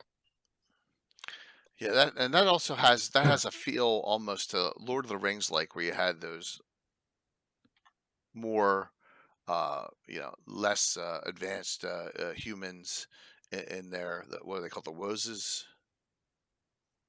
So, yeah, and you got lake encounters here, octopi, mist dragons. Here's another one, Volginoids. They're like water Zorn, aren't they? Yeah. So there's a lot of cool things that are in these charts that are different. That are, we need a Frosty special one. Well, there's got to be a barbarian encounter table on here, isn't there? Here they are. Lands of the... No, that's Ayus. There's got to be a barbarian one. Here we go. Ice. Snow. Here's some cool... Tear. That's a cool one. Different. Ice kind toads. of abominable snowman type thing. Uh-huh. Yeah. No Yeti, though. But there's probably Yeti on the cold version itself. I really need to find a book with the encounter typo as aquatic creatures listed under dungeon. So I don't know. You got anything else in the closing here? No, not really. I'm looking around and I found so many other interesting things. So I need to copy them in. One That's of the my last thing that popped in my head. One of the interesting distinctions between the glossography and the From the Ashes, and I think it's because of the meta story of Greyhawk, is in the Rift Canyon. In the Rift Canyon encounter charts, it's kind of what you would expect, bandits type stuff, right? In the From the Ashes chart, there's an entry on there for fiends, Tanari. Yes, yeah, you're right. Yeah. Yeah. Because they changed the name that's because IUs is starting to spread out, I guess. Rift Canyon, yeah. Yeah. So good luck. And adventuring around adventures. there.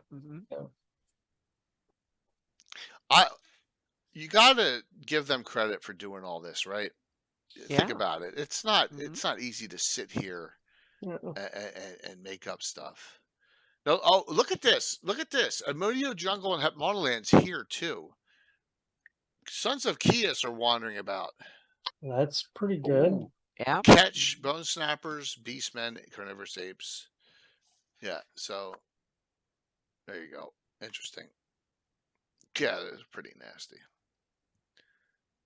And then, so you got some specials. So you got ocean straits and bays, and then at this point, you know, the special encounters here. You actually have you have Kraken on here in the ocean, the Grand Bay. Wow. Okay. That would be nasty. So it's random encounter. 5 should be one for the Griff Mountains and Iceberg. Okay, well that's good to know, Amy. Thanks for that. So there is you can use that one up there too. So we just wanted to bounce around tonight, knowing not knowing exactly where these kind of discussions go. Have some fun with it and show some things. And I got another one. My last one, I swear to God. Yeah. So back in the Sea of Greyhawk box set, Yep. the near div encounter chart's very short. It's a D6 roll. Okay. It's a chart that if you go into the deep lake, you don't hug the coast. right. You have a 5% chance per day of an encounter if you go out into the deep parts. And one of those things, dragon turtle is what you would expect, another giant fish, right? But if you roll a 6, it says horrific beast from the outer limits of the DM's imagination. Oh, that was the best I've ever. Wow. So now it's like Cthulhu. What? Don't give me that. Yeah. Wow. Right there. City Guard Players box set. rolled that. That will It could be. just Oh God. something Yeah. Where's that? rising Is that up out of the deep. the Lake of Nirdiv? It's Yep. the near div New div encounter table. Yeah. Wow. table. That's Yep. awesome. That's why I love this so much. You know what? They're probably so tired at that point. Niles or Sergeant, whoever, like, you know what?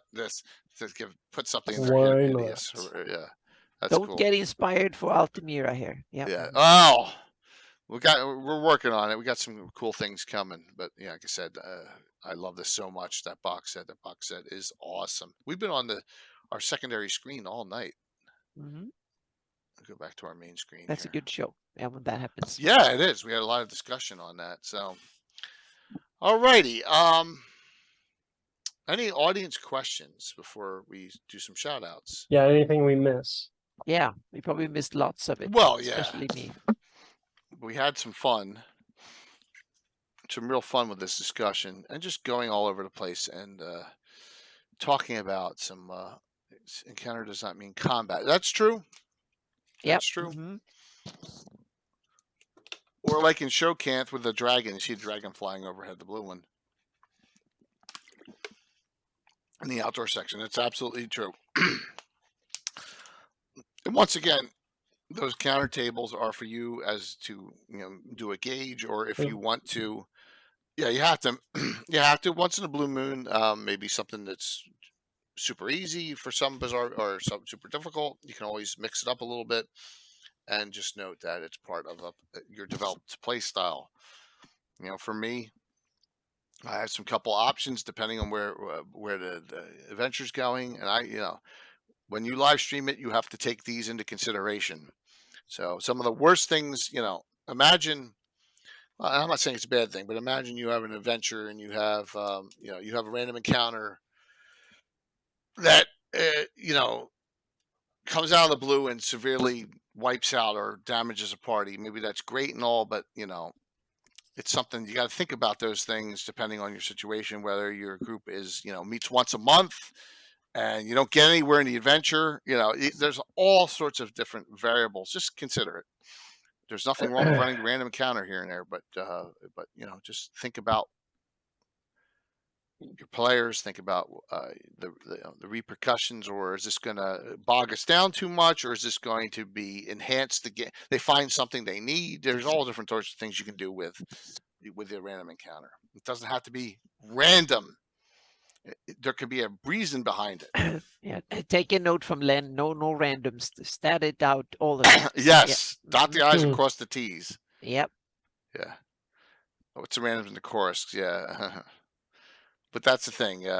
There's plenty of information. Random is a reason. Yeah, there's a lot of cool things you can add, and just put them in that make sense for your players. So hopefully you enjoyed this one. This was our great Mike idea. Yeah, we Yep, got through it. fantastic, good idea. Yep.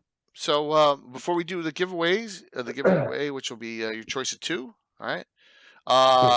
What's going on there, Anna? You got anything? I'm can point to this one that it's still there, but I'm in the Hipmona land, so I'm on the home stretch Ooh. now. There's the last like 10 or 12, I think, something like that. So I'm up in the 80s now, so I'm getting there.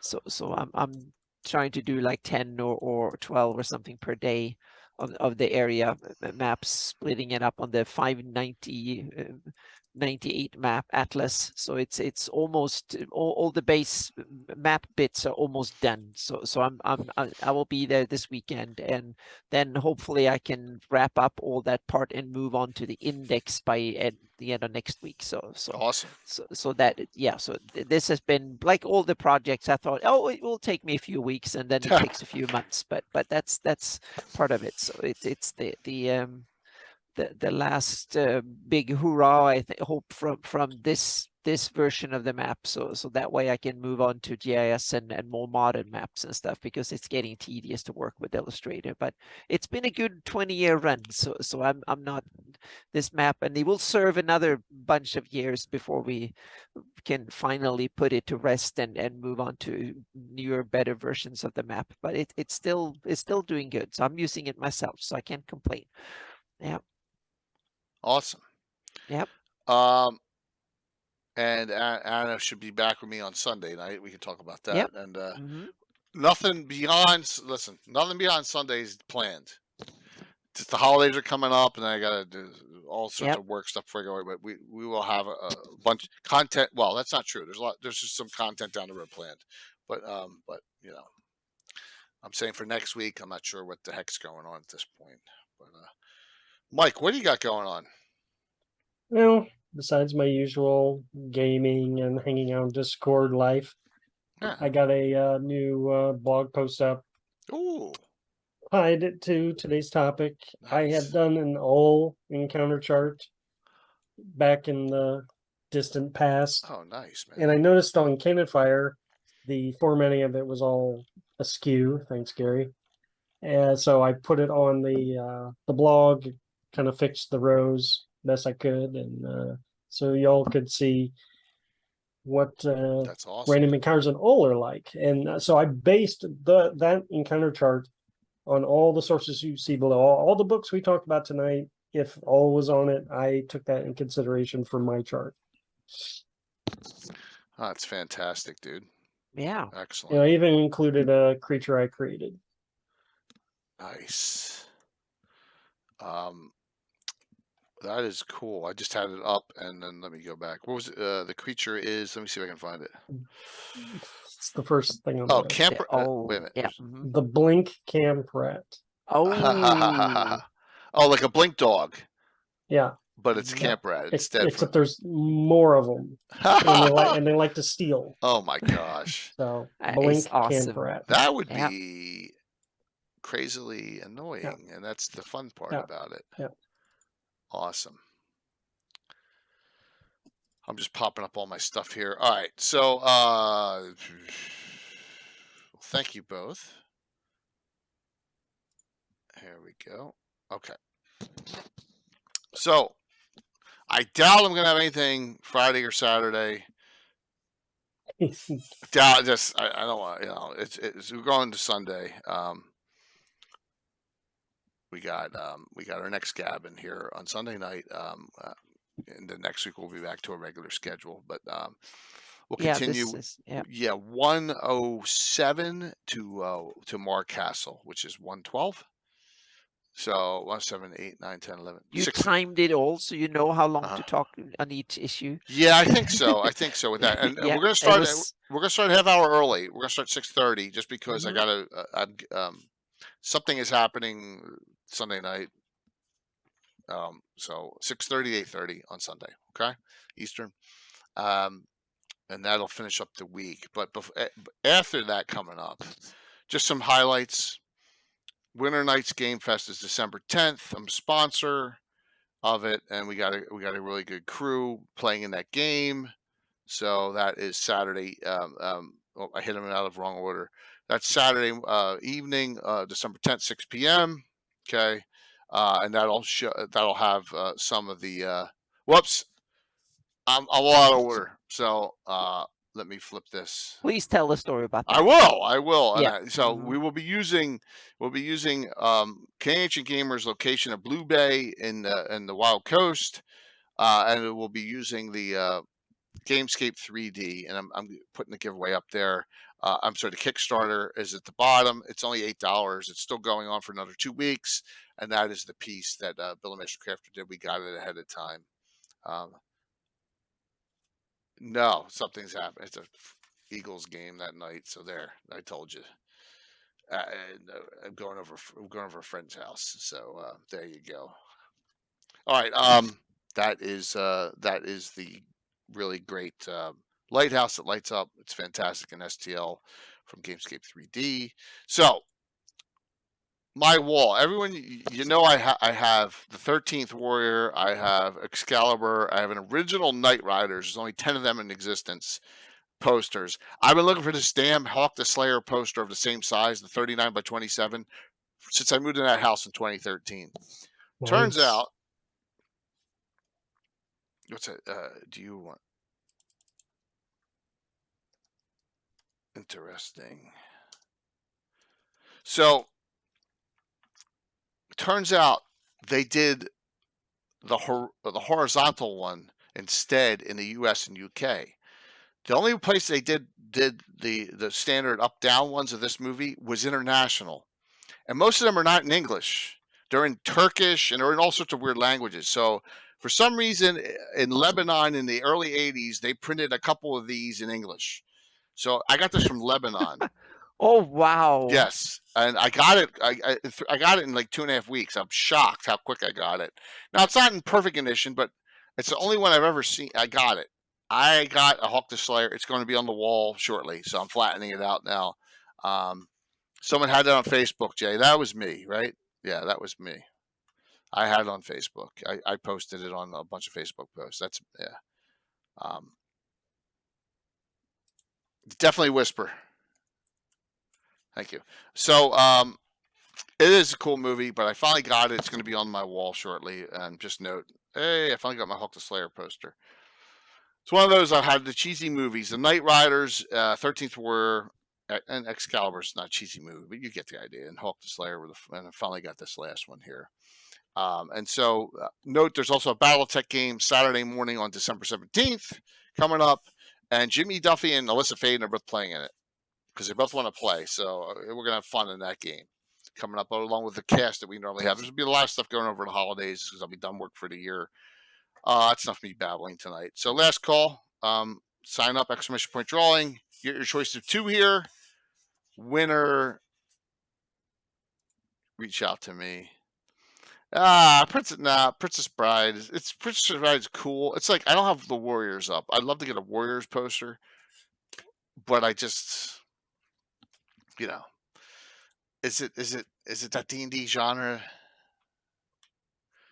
All right. So, all right, I'm gonna close it out, and we'll see who wins tonight. Nah, there's no more room. I don't have any more room down there for posters. So the Hawk the Slayer was the one. I'm gonna move the Knights of the Round Table one somewhere else and put the Hawk the Slayer one in that spot. Now, Lady Hawk. Now, I got my cheesy ones I wanted. Sword and the Sorcerer being a lot of them weren't made in that full size, you know. So yeah. I can get you a Highlander poster, but I ain't saying which one. Yeah, if it's Highlander 2 The Quickening, I don't want it, man. Or if it's any other Highlander but besides the original. Yeah. Ugh, can you imagine The Quickening? Sword and Sorcerer is cool, but I don't think it was made in that large size. A lot of them were not made in that large size. So, and the winner tonight is Dave. Oh, DM 221532. I guess he'll do. Highlander Endgame? No, Bell. No. No. No, not they're all good movies, but no, you gotta have the cheese factor to them. You know, they gotta have that mix so that's why. The two that are cheese factors, Knight Riders. I mean, is there anything better than jousting on motorcycles? Come on, and Hawk the Slayer for me. So it's just an age thing. Yeah, Highlander, yes. Endgame, no, exactly.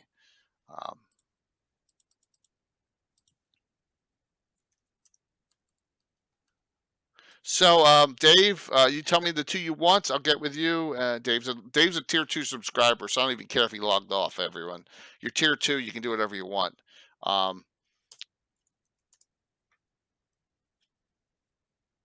Anything else? We good? We're gonna raid into. They're gone. Uh-oh. I said I was gonna raid into. Oh my gosh. I was gonna raid into Goodman Games, and now I don't see him. Give me 1 second. Oh my gosh. Yeah, they're offline. They logged off. Oh. okay. Yeah, we'll find someone else. Yeah.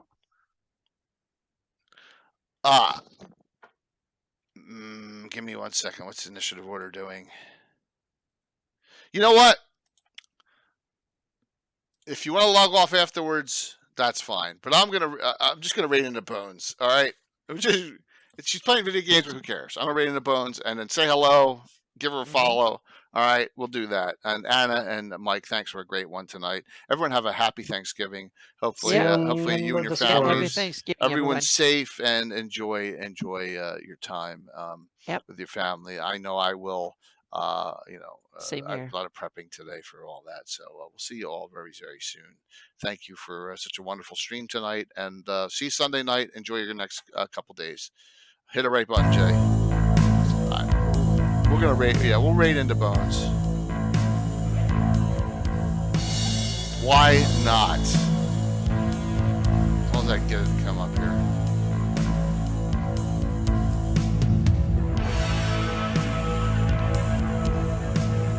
Yeah, that went very well.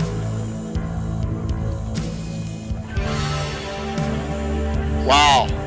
Almost 100. 5, 4, 3, 2, 1. See you Sunday. Enjoy your Thanksgiving. She's gonna shit herself. She's gonna be like, what?